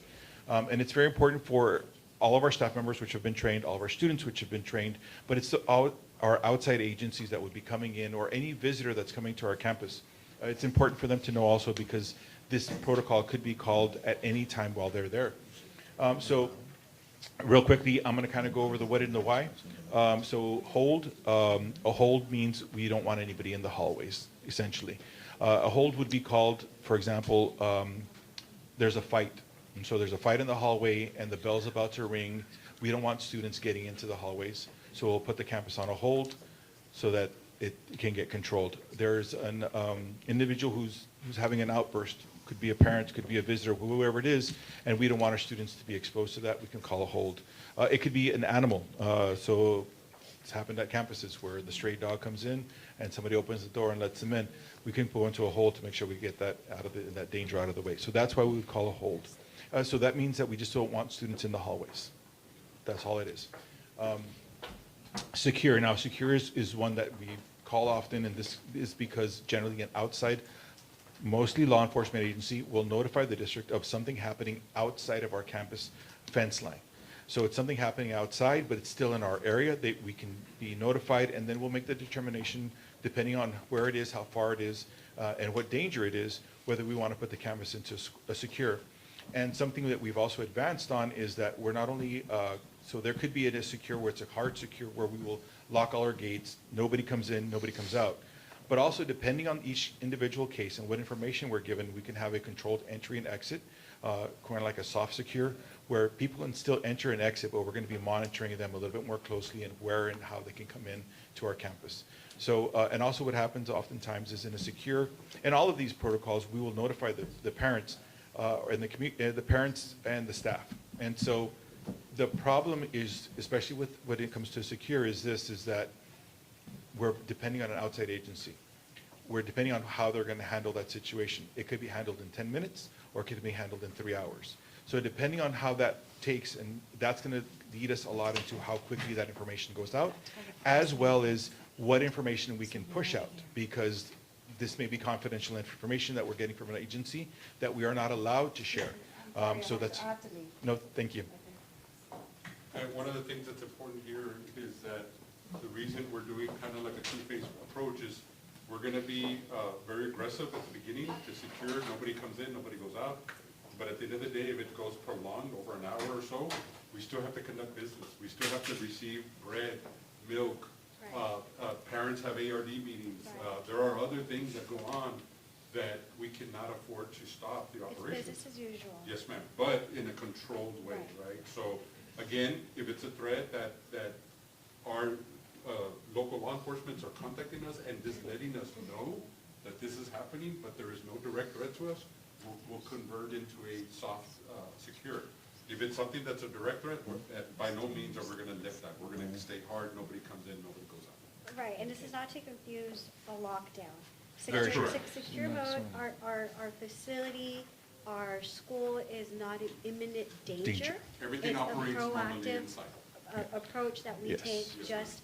And as- generally, Right. yes, and Right. secure, what we'll do is just, we want to have everybody inside the building. We're going to use our building as our layer of protection for our students and our staff, so we just don't want anybody outside. We'll bring them in, if they're having recess, whatever it is, they'll come inside the building. Versus a lockdown. A lockdown is now we have a threat on campus, and we need you locks, lights out of sight, and we need you in the classroom, and we need you to be in a lockdown mode. And at this point, the law enforcement officer at that campus will take over, and everybody gets put into a lockdown. So it's very, very different. And one of the things I need to emphasize to everybody in the community is when we give a statement, we want it to be 100% accurate. Speed is not the number one priority here for us. It's to make sure that we're providing the right data, the right information at the time. We probably are depending on outside forces to give us information so that we can give more appropriate statements and all the other items. We don't want to give out a statement and then have to do a revised statement, right afterwards, with the first statement being false. So that's a big priority for us to make sure that it may take a little bit longer, or maybe other entities give out statements. We're going to do it the right way, make sure that it's accurate the first time. But that I'm doesn't glad you mean said we that. stop communication. We still That's correct. continue Oh, yes. constant communication with the community, or with their parents, should I say. That is correct. And once we're ready, then we communicate To the factual general public. information. Right. I have a question. Does the media have this available to them, or do they know? I mean, I used to work with the media, so as a media person, I think it would be essential and helpful for them to know the different meanings, right? Because parents call media rooms. Yes. If they're not getting information from the district, they're going to call Yes. the media rooms, okay? Or they're gonna ask us. I mean, I'm just throwing it out there as a suggestion, right? To maybe provide this information to them. I do know, right, that you can't, like you said, you have to be very careful with the information that you provide, but also, it's good to provide them with something. Sure. Yes, ma'am. So. And just to give you a little bit of history on this Center Response Protocols, this is from the I Love You Guys Foundation, which was actually started by a father and mother who lost their child in an active shooter event. She was held hostage, and then this shooter took her life and then took his life. And so they made this their mission, and so they provide this, and this is something that's used not only in UISD, LISD has the same exact protocols, so they have the same exact language. I believe LC has now adopted these as well as their language of protocols. It's used all over the state of Texas, all over the United States.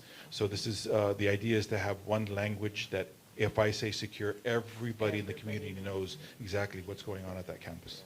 So then I'll go on real quick to evacuate. Of course, that's your fire drill. It could be, and we need to evacuate the students because of fire, as well as any other reason where we may need to evacuate the students. Could be a bomb threat. It could be multiple reasons that we need to. It could be a sewage line bust or a foul odor. We've actually had to do that in the campus, and we do an evacuation. Not to be confused with a reunification. Evacuation means we're just exiting the building. Reunification is totally something different. Shelter is, of course, could be either for hazardous materials or for some sort of weather safety. The beauty of, we're always monitoring the weather, and so if there's any severe weather, we'll generally be in a closed situation where we wouldn't have to go into a shelter mode. But in the event, we teach our students some general rules and abide by those. And for hazardous, we've already met with the fire department on multiple occasions, and we will be relying on what they deem to be the hazard and whether they feel a shelter or an evacuate would be appropriate. Crisis response, so our Sentinel holds our EOP, our track to all our drills. So each drill that is done at a campus is logged in through the system. Door logs by our campus police officers, as well as our campus maps. Multiple other things, but that's the majority of what this program that now the state has provided with us to be able to log all this information. So the crisis alert, so of course this is part of response as well. And so in our badges that we now have, you can see a visual representation of what would happen in the event that somebody did use the badge to go into a lockdown. You would have the visual cue of the strobes going off, which we have strobes here. You'd see computer take over, as well as our site responders would see a map with the location and the name of the person who called the protocol. And then the auditory cues are available in those campuses that have been integrated with our PA system. Crisis response, our communication method, so our main communication method is through Parent Square. Any report of any threats or anything that's happening at the campus will send out a letter, and that will be, send out a notice, and that will go out through Parent Square, and we send it out as a smart alert, which allows them to receive it as a email, text, or through the app as well, or a phone call with a message. And then we also use social media and Facebook. We've also partnered with LPD, the Laredo Police Department, in the Flock Raven system. This is a rapid response to incidents that are happening around the city. And training, this is just listing some of the trainings that either through our department that we provide, that we have, or that our district provides to our teachers, staff throughout the year. And that's it. Thank you. Good evening, members of the board, Dr. Cruz, Mr. Trotman. So due to events, recent events such as terminating services with a private security company, the question has been brought up, is the district in compliance with House Bill 3 and TEA? And I'm here to tell you that we are. We have armed personnel at every campus. We have a police officer plus security guards. We're fully staffed when it comes to the elementary level. We're fully staffed. We have one officer and a security guard at each campus. Middle schools, we're fully staffed as well. High schools, we do have armed police officers there. However, we do have several vacancies there. The absences is the most concerning part. However, my command staff have been plugging in for those absences. They've been replacing the people that they are in FMLA or taking a day. So we have the sergeants covering, we have the lieutenants covering, the captain covering, even myself. So when it comes to the security guard, I know that principals have already been calling, are we getting a replacement for the private security officer? So we've been working on a plan with Dr. Cruz. He approved 8 positions. We're going to send out those 8 positions out where they were assisting us. For example, Family Center, Tax Office, STEP Academy at high schools. So we started the interviews today, the process. So hopefully by the end of the week, we'll be able to hire those 8 security officers. But just to reassure that, we do have armed security on personnel at each campus as of right now. Okay. And we're hiring from within? Yes, From UIZ. within. This is UIZ security and UIZ police. That's correct. Okay. Those 8 vacancies, again, Correct. they're going to be filled, you're not Yes. contracting out, it's Yes, UIC. there'll be That's UIC UIC. employees. Okay, perfect. Yes. Any questions on the I do have vacancies? another question. How often do you provide training to the security guards or to Police? police? So this is done on a yearly basis. We take advantage of the summer because it's very hard to train during the year. Yeah. Since we do have several vacancies, it's very hard for us to, pull them out. So all the training is done during the summer. So we do cover alert, SBLE courses from Texas State, ballistic shield training. We cover, with the security guards, we cover the stop the bleed, CPR, first aid. So every year, we start certifying them during the summer, that we take advantage of the summer. Okay, So- and you have control of all the trainings and all of that? Yes, You give it to everything is HR? documented. That is correct, ma'am. So for the summer, you train all the new hires, you retrain everyone, you take advantage of that. However, throughout the year, we go to conferences, we bring all that information back, we create presentations within our own department, we supply that information, we supply that training. So really, our police department or security officers are getting training throughout the year. Because it's always changing. Correct. Laws are always changing, there's always different things happening, we learn a lot. I thank you guys for always going to the conferences and bringing back that information and providing those pockets of trainings throughout the year. Thank you. And then just to add to that, most of the training is basically at the campus because every campus is different. There's different needs at every campus. Administration is very different, so we send them out, hands-on training there, and they, adapt to that campus and as to the principal's needs, right? So expectations as well. But other than that, we're on top of training on a yearly basis. We certify our police officers through firearms twice a year.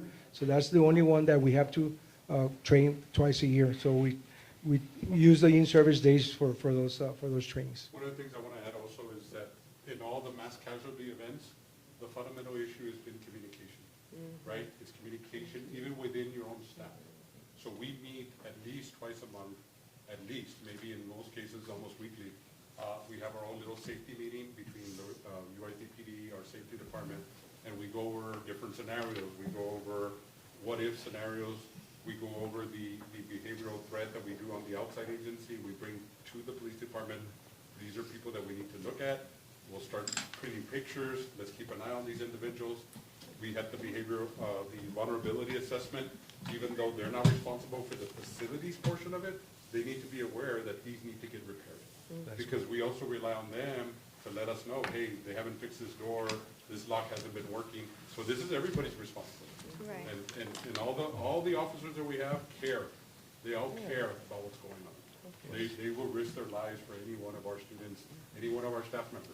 And so that's a real commitment on the department. And That is that's correct. not state mandated. That is No, no, something That's- we this is within implemented us. as an additional, more layers, like onions. Yes. We have extra layers of It's security. fun. We don't want it to be about communication. Right. Anything else, but not communication. And we don't only do the trainings in-house for our own officers and security officers. We have a responsibility to train all That's local, correct. state, and federal agencies into our campuses to be able to help us to facilitate any emergency, and that happens throughout the year as well.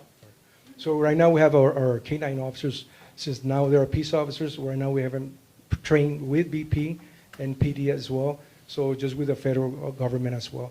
Going back to Ms. Martinez on the grants, we have taken advantage of several grants that we have able to purchase a lot of equipment.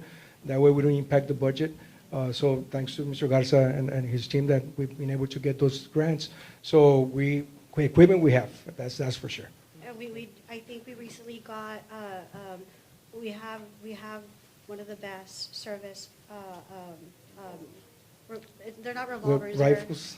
They're your service guns Yes. Like in Webb pistols? County. Yes. And that's a reality. Yes. And maybe not everyone qualified for that or not everyone applied for that, but we lead in the state of Texas in safety and security and equipment and everything we've implemented, including those shields that we're still, I Correct. think, December, this year, this month, at the end of this month, before we go into a break, we're going to have those shields at all campuses. All like, yes, Right. that is correct.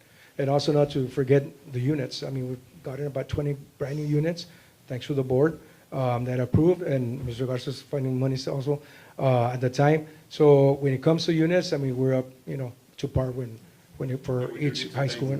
Lida and Sam, because they really, They they find the look at money. us and they're like, oh, no, not again. They support, they really support with a lot of Thank the you, Sam. funding. Some And of so them only I have hate 3 to be a tires. real big trip killer, right? But I'm just thinking data, right? And what happened. So yes, if we're taking the lead and everything is so awesome and we have so much security and we've invested so much money, right? But then this happened. And I'm asking because I know there's parents who are watching Yes. the live, right? Who are not able to be here today, and everybody has questions in regards to the iView security incident that happened. The security guards, obviously, those from iView you mentioned were signing in. Correct. Right? Okay. So you can see there, right? Obviously, the system, the way it was defaulted. So let me just add a little bit to that. Let's not forget that this company has been here for 15 years, right? It has been through 2 prior police chiefs, 2 superintendents. We have never had any issues with this particular company. When I came on board, I even required for them to start writing, submitting a time card, because we didn't have time cards at that time. So my question was, how are we accounting for these people or paying for these services if we don't know for a fact if they're showing up to work or not? So that we started, and then now we start submitting time cards. But I mean, they've been here for 15 years, so the same procedures have been followed. The procedures, just so you know, is they're at the campus level, right? So there were 1 per each high school, and their mainly job was at the gate, right? But sometimes we do have excessive absences, and principals need the help, and I don't blame them, they need the help. So they will advise their sergeant, hey, Aaron is gonna be out a week, can you ask for help? So the sergeant will call our supervisor, which is the dispatcher, Juan Morales. Mr. Morales will contact the company, and the company will send the assistance, right? So at the department level where I'm at, we have a list of vendors. We entrust that those vendors are in compliance. I'm not, I'm not responsible to see they submitted the stuff they need to submit to whoever department. My thing is, the contractor is there, the approved vendor is there, we use the vendor. For example, we use vendors for, fixing the cars, mechanical work, painting. We don't go and say, hey, is your mechanic, licensed mechanic? We don't, we entrust that he is, right? So that just in our level is just, we have a vendor, we use the vendor, and that's it. In this case, the company was like a staffing company. They will contact, they were getting, that we needed 2 or 3 security guards for certain days at certain campuses, and they will facilitate the employee, right? Like you said, they will show up in uniform, but you entrust that you're not gonna question him. He's in uniform, he's signing in, he's legit, right? At any moment, was anybody placed in harm's way? I mean, or any safety risk? No, I can attest to that. Unfortunately, I mean, this is a very unique situation that we have never experienced before, and it's being addressed as we walk through this. But I can guarantee you that, I mean, I didn't see anybody being, mistreated by one of these individuals, because at the end, most of these people were at the front gate. And aside from that, we use them for construction, we use them for fire wash, not only for campuses. Okay, And I so wanna- just for the record, the police department had no responsibility in making sure that there was that they had the criminal backgrounds and all of that? Like I said, they were an approved vendor. Yeah. We don't question approved vendors. Okay. We just use them as needed. Perfect, thank you for that. Yes, ma'am. Go ahead. We do have history, since the chief is correct, the vendor has been with us for a while. And reviewing some of the history, that we do have communications with the company when HR would deny them and when HR would approve under certain circumstances. Again, I agree with the board members, I agree with the public, my children are already out of the system. I would be concerned right now that we had this happen, right? But the vendor knew all of our controls, and these individuals, he did not send them through the controls. We need to tighten that up. Mhm. Definitely, we don't want to be the next Uvalde. But we do have And I'm sure history you're where not. he would send them, they'd go through the vetting process, HR would contact them, they'd contact him, tell him, this guy can work for you, he's not working for UISD. And it's also very important to know that these security officers, even though they were through a third-party vendor, they still didn't have straight line or direct access to our campuses, because they would still have to get checked at the door, So correct? I would say like 80% of the time they were used for the guard checks. However, in several occasions, they had access to inside. They were using them in the, in the hallway cafeteria, because they were missing 2 or 3 security guards, UISD security guards. So they need, they have the boots inside. So they will request additional assistance. So they will send additional private securities to assist that particular campus for that particular time. So what the principal at the campus does with them is really, it's their call. For example, STEP Academy, he has the need. He doesn't have a guard shack. However, he uses that security inside wherever he needs them. I don't know. I cannot tell you if he places them at the gym or the cafeteria. I don't have that information, but it's up to the campus discretion, pretty much. Administrator. Okay, Yes. so I think that's the cracks that we need to fix. I did share a message with Dr. Cruz earlier this week of a message I had received in regards to that their parents and administrators and teachers, were upset because these security guards were, like you said, right? Maybe it wasn't directly your fault because, you're over here, you're not at the school. And they were using these security guards to have direct contact with these kids, right? And so, yeah, I mean, you can understand the frustration, right, of the Yes, ma'am. parents. And so again, thank you all for everything that you do. Thank But we really need to do better. I mean, Yes, ma'am. a lot better. You can never rely on trust, never. I mean, even now, you know, with things that are moving so fast, AI, right? You see this guy who was an Ivy League student who just killed a CEO, right? And he looked like he was an all-around good kid. So you can never trust, never. We need to get that out of our minds, that we trust. No, that's unacceptable. We have to, like Mr. Flores said, we need to pretend as if we have defects in our system. We can't be going on a day by day as everything is pretty in pink and we have, you know, the best equipment. Yes, we might have, right? But we always have to be a step ahead of the game. And how are we a step ahead of the game? By not trusting and not letting our guard down, because that's what happened. And like you said, it might not be completely your fault because you, again, are trusting that these are approved vendors. But as a person who's in charge of security and safety of our students, because that's who they're going to come for, and that's who they're coming for, unfortunately, right? You cannot trust. So that's just my advice to you, is keep your guard up, and if somebody's not doing their job, then you have to be 100 times ahead of them. And if they're not, then call them out, right? Because at the end of the day, really, they're going to come after you. So that's just my advice to you. Thank you so much. Well, I appreciate the presentation. I know, considering, you know, most current situation, you know, it's important. We've done these presentations before in our workshop at length, you know, just to inform the community of how safe of everything we've applied for, everything we've implemented within, especially the last 2 years, year and a half, within our district, you know. So I appreciate this, as you know, as a chief of police, as you know, the head of security, safety. All eyes are on you, Mr. Salazar. I also want to add, communicating with DPS, they will be providing a short training for our police officers in this community service.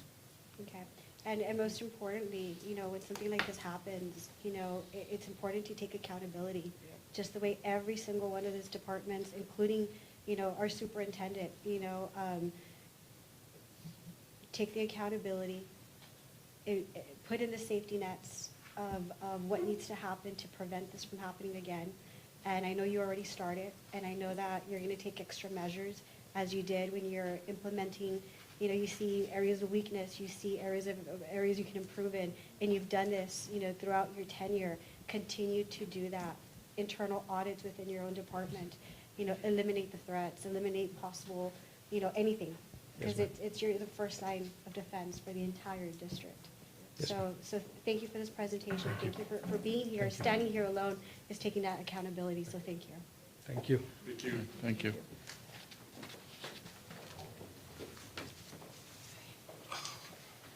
4C. Okay, next item is 4C. 4C. 4C. Okay, 2024 results-driven accountability RDA report. Good evening, members of the board, Dr. Cruz, and audience present today. My name is Maria Arambula Ruiz, and I'm the director for bilingual education. This evening, it'll be myself and two of my colleagues that will be presenting for their departments. So recently we received the 2024 results-driven accountability report, which basically provides indicators and information on student performance for different domains, which are the academic achievement, post-secondary readiness, and disproportionate analysis. And it is for the programs for bilingual education. Other special POPs, which in the other special POPs, we look at the McKinney-Vento, foster, and military-connected students. And we also look at the population for special education. And at the end of each of the programs, we have a performance level summary that is provided as to how the students are doing. In this particular report, what we want to see is a number that is lower, because there's a scale of 0 through 4. So the lower the number, the better that the department and the students are doing. So when we look at bilingual education, we want to go ahead and focus in the area of the performance level, the cut score that the TA puts, and also the rate of the performance of each student. We look at the areas for indicators 1 all the way down to indicator number 7, and we're looking at STAR, and we're looking at student performance.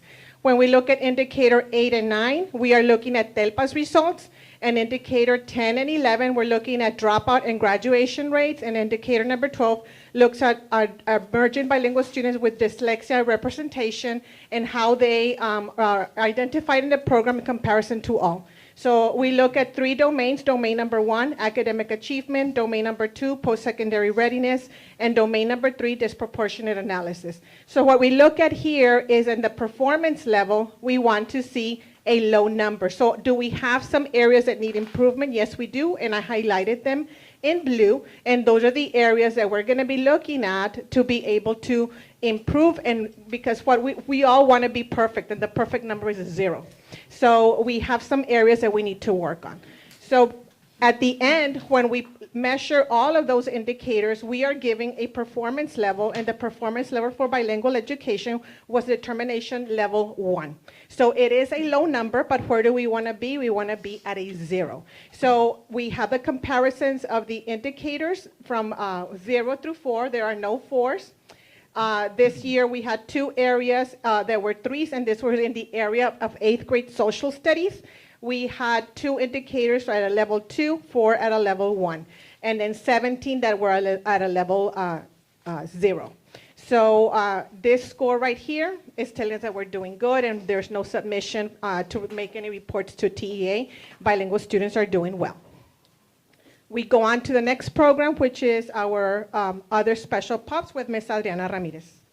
Thank you.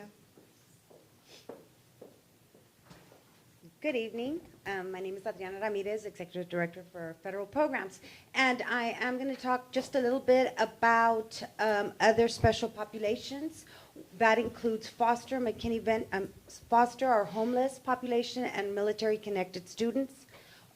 Just like with bilingual, we have STAR information for 3rd through 8th, and they're looking at mathematics, reading, science, and social studies. And they do give us a rate, and if you look at our performance level, we are looking for a low number. So in each category, we did have a performance level of a 0.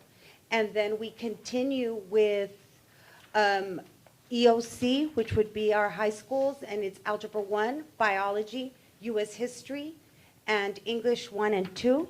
And at the same time, looking at our 3 different populations, our performance levels also were at a 0. They are looking at dyslexia through these populations, but it is at a report only at this time. So it's something that they're monitoring. We also have graduation rates that they look at with a performance level at a 0 for all 3 populations, and annual dropout rate as well. So when you're talking about these populations, if you look across, we did receive, for the 10 different areas that we're looking at, we did receive a 0. So they are doing very well. Also, we also get another area that they look at, the federally required elements. And so for state performance plan compliance indicators, we have a performance level of 0. Valid, reliable, and timely data, it's a 0. Status of uncorrected and noncompliance was also 0, and financial audits were a 0. So again, that is what we're looking for. The information is, we're all at 0. It's really good for these areas that they're looking at. And again, we attribute it to our teachers, our administrators, and to the departments that support all of our families and students. Thank you. Thank you. And D, One more, we have one more 2025. presenter. Oh, I'm for sorry, this go ahead. Agenda item. You want me to move it? There. Hello, everyone. Good evening. Ms. Martinez, Ms. Molina, Laura de los Santos, Executive Director for Special Ed. So in our report card, in Special Ed, we have 18 different indicators with 3 different domains. Again, we're very happy to report that we are at a determination level 1. The different indicators measures all the way from STAR, participation, our dyslexia students, exit rate, graduation, participation, even the discipline referrals. So at the end, if you want to go down, Mr. Yes. Flores, please.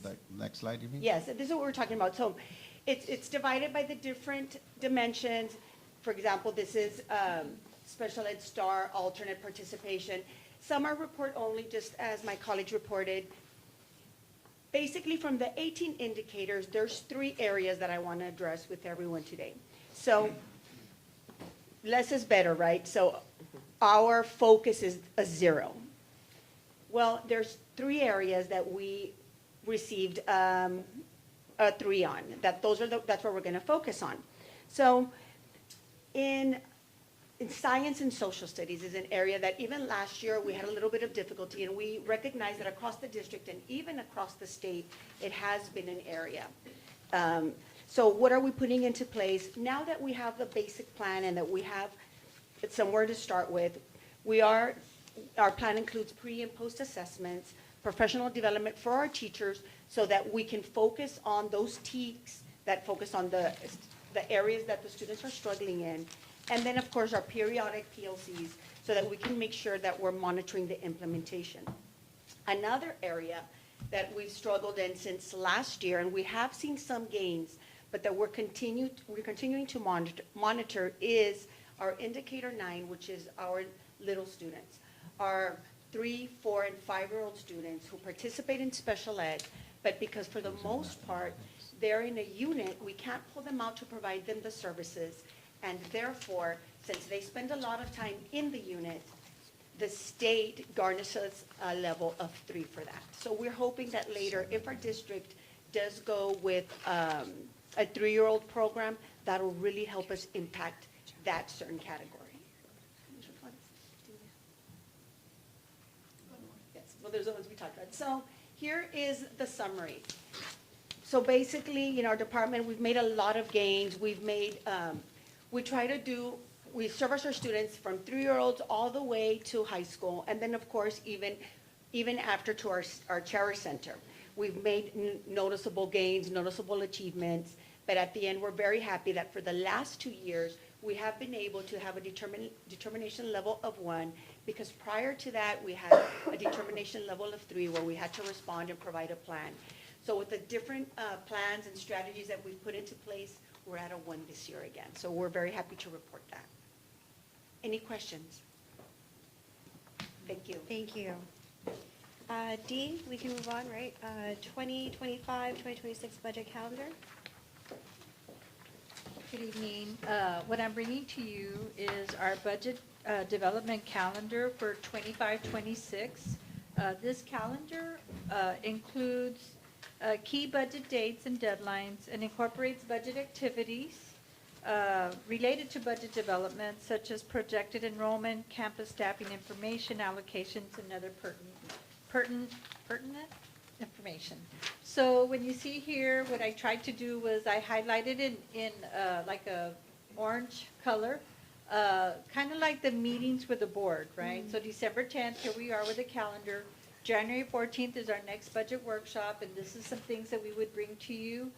February 4th is a a board workshop. And so at that point, like, we don't want to be constantly pulling, having another meeting unless it's required, right? 2 key things for this year is January 14th in green, the legislative session begins. We are aware that many bills have been filed, and so we'll be tracking those and bringing them to you and telling you the status of them.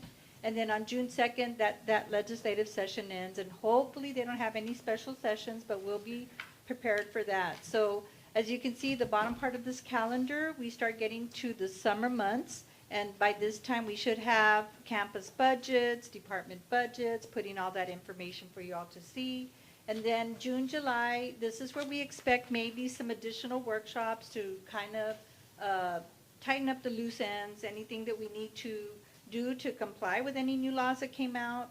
And then in August, that's when we would actually take the proposed budget to you for adoption and a tax rate, and then we have to do our calculations and publish, the notice and all those other things. So by September 1st, right, we hope to have an approved budget, and then we would be starting the new year again with that approved budget. So so. Thank you. I appreciate the calendar. I know we've been talking about setting up a calendar for a while. Like we were kind of scrambling last time, to get all that situated. Yes. Especially because it's a lot to review. Yes, For yes. every department to dive into. So thank you for doing that. Yes, thank you. Thank you. E, presentation of agreement between Texas Workforce Commission and United ISD employees. Good evening again. As you know, we've been having challenges of finding custodians, bus drivers, food service help in different areas. And so we've been scratching every possible way to look for candidates. We increased our pay not too long ago. And so we came across with Texas Workforce Commission, a really unique program that I think that can help temporary fill as like an apprenticeship job, where they pay the individuals, and they'll be responsible, they'll vet them, then we'll also vet them in a process. And then they get interviewed by the certain groups, and then they will work with us hopefully for 90 days. But I'll have Mike talk a little bit about it because it affects mostly his departments.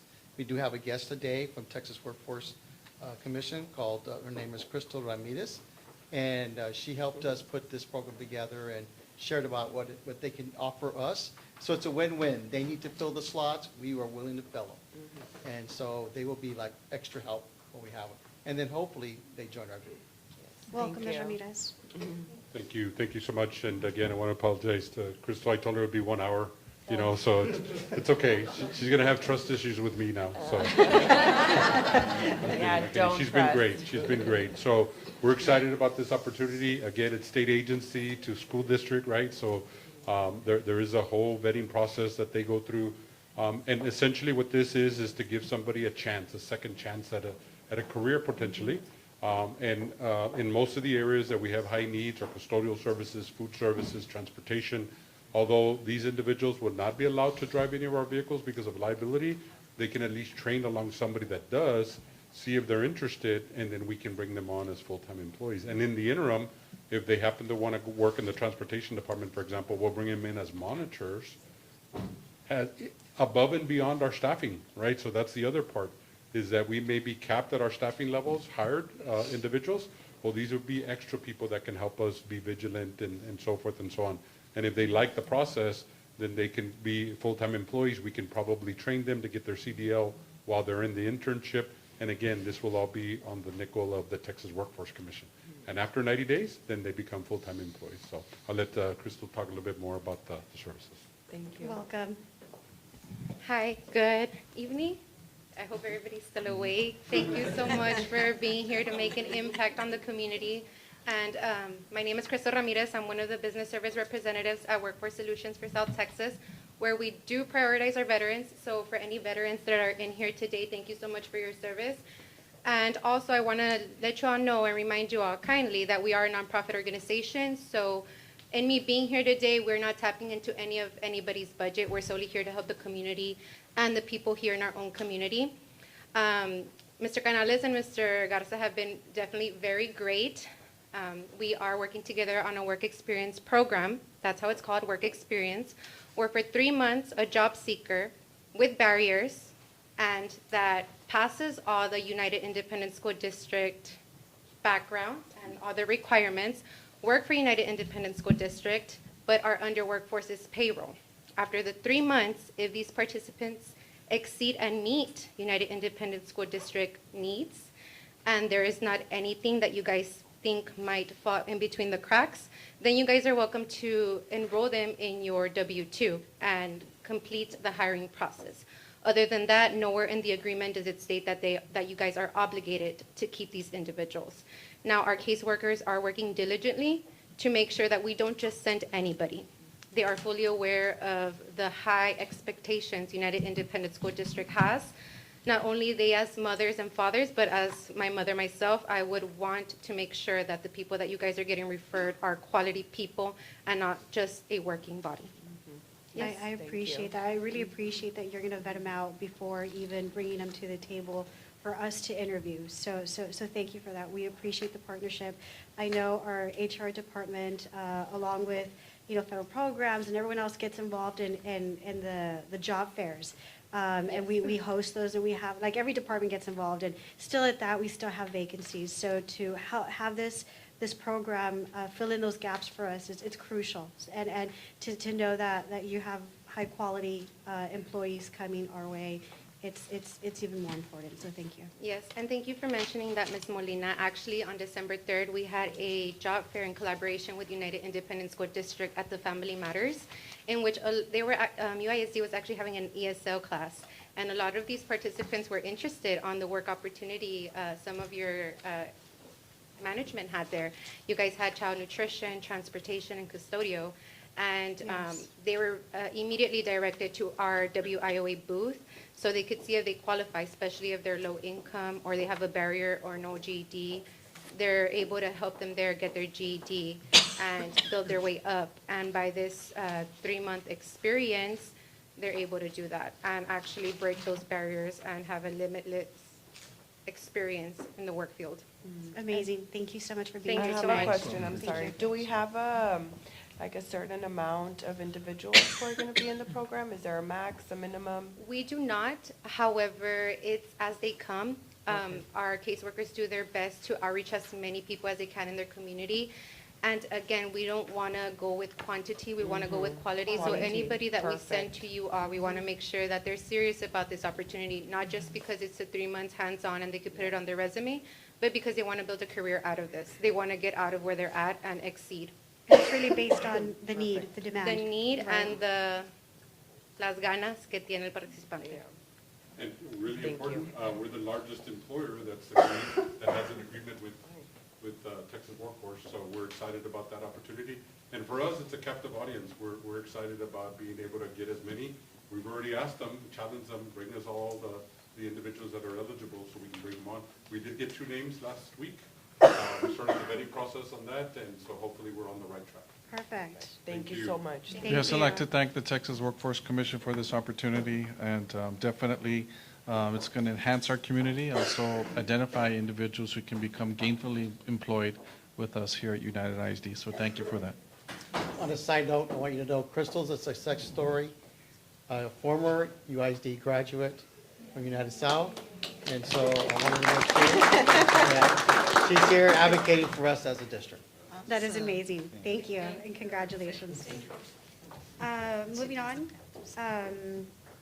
5A. Agenda item 5, the following items are to be reviewed by members of the board with recommendations for action to be made at the next regular board meeting. Do I read them all, A through J? Just one at a time, Mrs. Molina. Okay. A, monthly disbursements. Good evening, Ms. Molina. My name is Rosa Cabello, Director of Accounting, and tonight we bring to you action item, monthly disbursements for the month of November. Do you have any questions in regards to disbursements? I do not. Thank you so much for being here. B, plan of finance. Yes, for this presentation, we do have our financial advisors, the Tejerina Financial Consulting, who are providing some financial insights into the current state of United ISD for some future projects that will be happening. Welcome. Yeah, we have Robert Tejerina with Tejerina Financial Consulting, LLC. Welcome, Mr. Tejerina. Good morning. Good evening. Good evening. Good night. That was a whole day. Like I say, that was getting in the meeting. That was a whole day there. Good You've been morning. here all day, I'm Yeah, taking. Well, now I got the crowd relaxed a bit. So I appreciate it. Again, Ms. Molina, for the record, Robert Tejerina. Thank you for being here. With Tejerina Financial Consulting, we are the school district's financial advisor. Ms. Martinez and Dr. Cruz and staff, good evening. Again, I'm here to present the plan of finance for the Maintenance Tax Note Series 2005 financing. Now, as you know, Maintenance Tax Notes is a financing instrument that can be used by the school district. The school districts in years past has issued maintenance tax notes. We did one earlier this year in the last few years, and as one as late as early as 2009. So some of the projects that the administrative staff has put together are the capital improvement projects. We have campus technology and athletics. Capital improvement projects total about $9.9 million. and campus technology about 5 million, athletics for about 140,000, for a grand total of 15.1 million.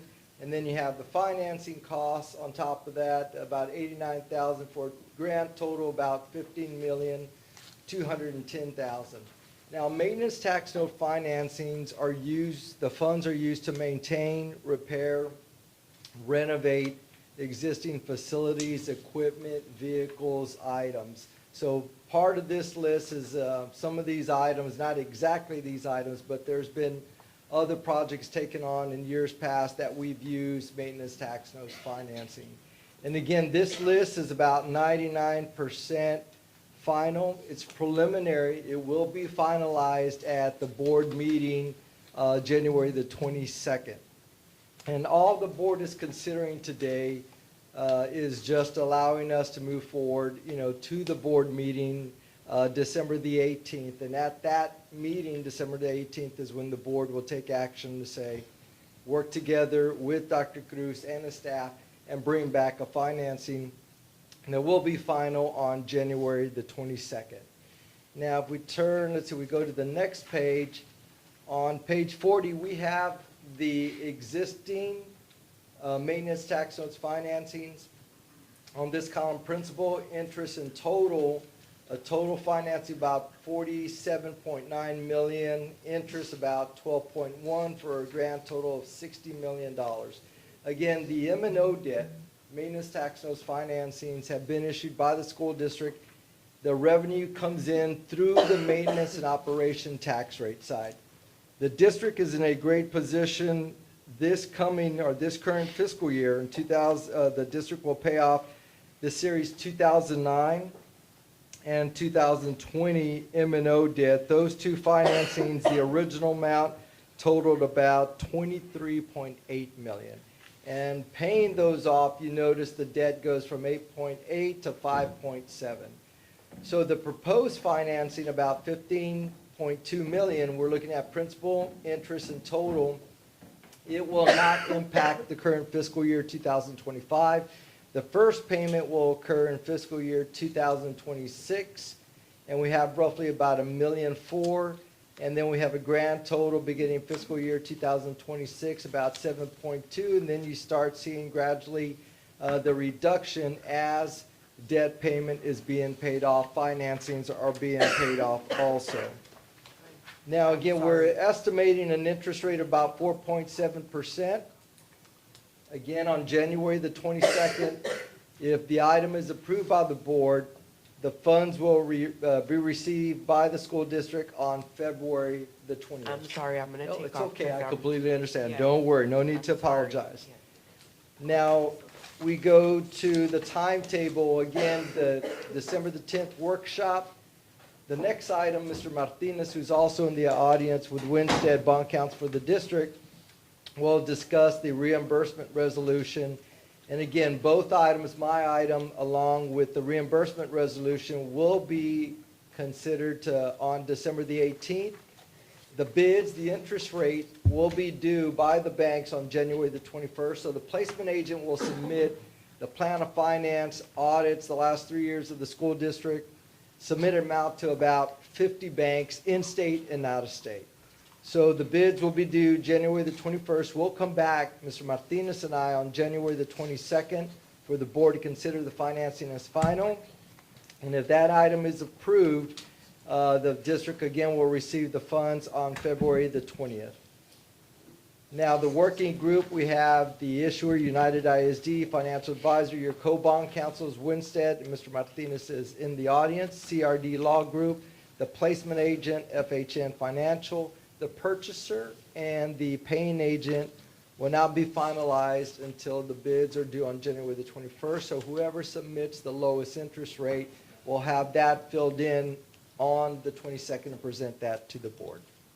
Perfect. Thank you so much. I do appreciate you being here. Very Thank welcome. you. Thank you. And I appreciate the opportunity to represent the school district as your financial advisor. Thank you. I'd like to point out to you, Ms. Molina, that I did make Robert sign in and Dan, and they're wearing a visitor's Yes. badge. Oh, good. Good morning. And he's wearing it proudly too, so thank you, Mr. Tejeda. Next item, B, plan of finance. Actually, we're on C. Oh, The- so the next item, Oh, Ms. yes. Molina, is a resolution declaring intention to reimburse certain expenditures. So we do have, what happens is, as of right now, knowing that this financing is gonna happen, we get permission from the board to start putting orders in. Like the student computers, they do take some time to come in. There's no use for them to come in after the school year starts, right? Right. Next year, so that's what the resolution does for us. And so that will be presented next week for y'all's approval, and then we can work with the different individuals here to start getting their orders in or start some of these projects that we have listed in that real long list. Good. I appreciate that, thank you. D, resolution regarding review of investment policy and strategies. Yes, good evening, Ms. Molina. The Division of Finance required by the Texas Public Funds Investment Act has to bring our active policies on our investments and our active strategies to you annually. So we're bringing them in, and we have to address that with a resolution. The resolution just states that in this particular year, we are not making any changes to our investment policies, and we're not making any changes to our investment strategies. The board also has to approve for our investment officers where we can get trained. We're required to get 10 hours if it's our first year and 8 hours every 2 years after that. So we're not making any changes to the list of approved training sites that we have to go to. And then the last thing we have to let you know is that we have a list of brokers, and the board approves those brokers. We are only making one change to the broker. This is kind of long, so I don't want to go through all these Are we removing sheets. someone, or we're adding? We're adding a local broker, NWA Financial Resources, is Jerry Garza. He's gonna, we've kind of never really had a local broker before. So, and then we're correcting the name on Duncan Williams, like we've worked with them in the past, but they've merged with South State. So now they're South State Duncan Williams. And really, those are the only changes. I do have to let you know that on this resolution, Laida Benavides, our Chief Financial Officer, is an investment officer. Myself, Samuel Flores is an investment officer. Rosa Cabello, the Director of Accounting, is an investment officer. Felipe Jimenez, our Fiscal Operations Administrator, is an investment officer. And new to our team is going to be Norberto Martinez Jr., our Budget Manager, and that'll make up our investment team. Okay, perfect, thank you. Yes, ma'am. E, awarding bids, proposals, qualifications, and extensions. Ms. Jackson? Good evening, Ms. Molina, administration staff, Dr. Cruz. We have one RFP for your consideration, RFP 2024-030, and that's for our fuel. And so we're recommending the 6 vendors listed, and the way this RFP works is we have the pool of vendors, and as we order truckloads of fuel, we get a daily quote, and then that's what the vendor we go with. Perfect, we go with the lowest, right? Yes. Yes, okay, perfect. I'm That's saying it? if you're good, yes, Oh, that's it. okay. You're good. Oh, But good. I'm next Thank also, you. so. Okay, so E, JOC 005-2024, replacement of HVAC, HVAC equipment at various campuses. So the recommendation here is to award this JOC contract to Leindecker Construction in the amount of $1,386,980, which includes $125,000 contingency allowance. And these are HVAC equipment to be replaced at 9 different campuses listed there. This was part of the plan that from last year, right, Mr. Garza, that we were talking about? Yes, ma'am, there was a part of the list that we had shared with you. Right. But of course, it was a larger amount than this. Yes, But this is at least something that You've we can narrowed get it done. down. Yes, ma'am. Okay, good. And these items are on the financing that the board is about to approve, if approved. Perfect. Yeah, the maintenance tax notes that were just presented. Yes. Yes. Thank you. Yes. I'm assuming you're going to have G2, right? Okay, TIPS JOC 230104002-5196, Clark Building Roof Restoration. So this JOC contract, we're recommending award to American Contracting and Roofing in the amount of $1,757,000, which includes an $80,000 contingency allowance to be used by the district. This also will be part of the maintenance tax notes. Yes. Okay, I'm sorry to ask, but I have to. What happened? I'm not familiar with why this went out for bids. What happened with what, I'm sorry? The roofing. Oh, this is for the Restoration. existing Clark? Good evening, Ms. Molina, members of the management, Dr. Cruz. So the reason we have this project, what we're proposing, Ms. Molina, is back about 6 months ago, if you may recall, the board retained the services of ADM Group to do a facilities needs assessment district-wide. So they analyzed all our properties, including the former Clark Elementary School. I believe we had discussed, excuse me, the possibility of repurposing the building. Obviously now with the new Clark Elementary School, the building is not occupied. So one of the plans that we had was to eventually convert it into a staff development, a family services center for the community, and many other ideas that we're still contemplating. But as part of that assessment, the architects and engineers who looked at all our buildings recommended, if we're going to continue to utilize that facility, to start with the basic protection of weatherproofing the building, which will start with the roof part of it. Now, that is an original part of the building. It's about 35 years old.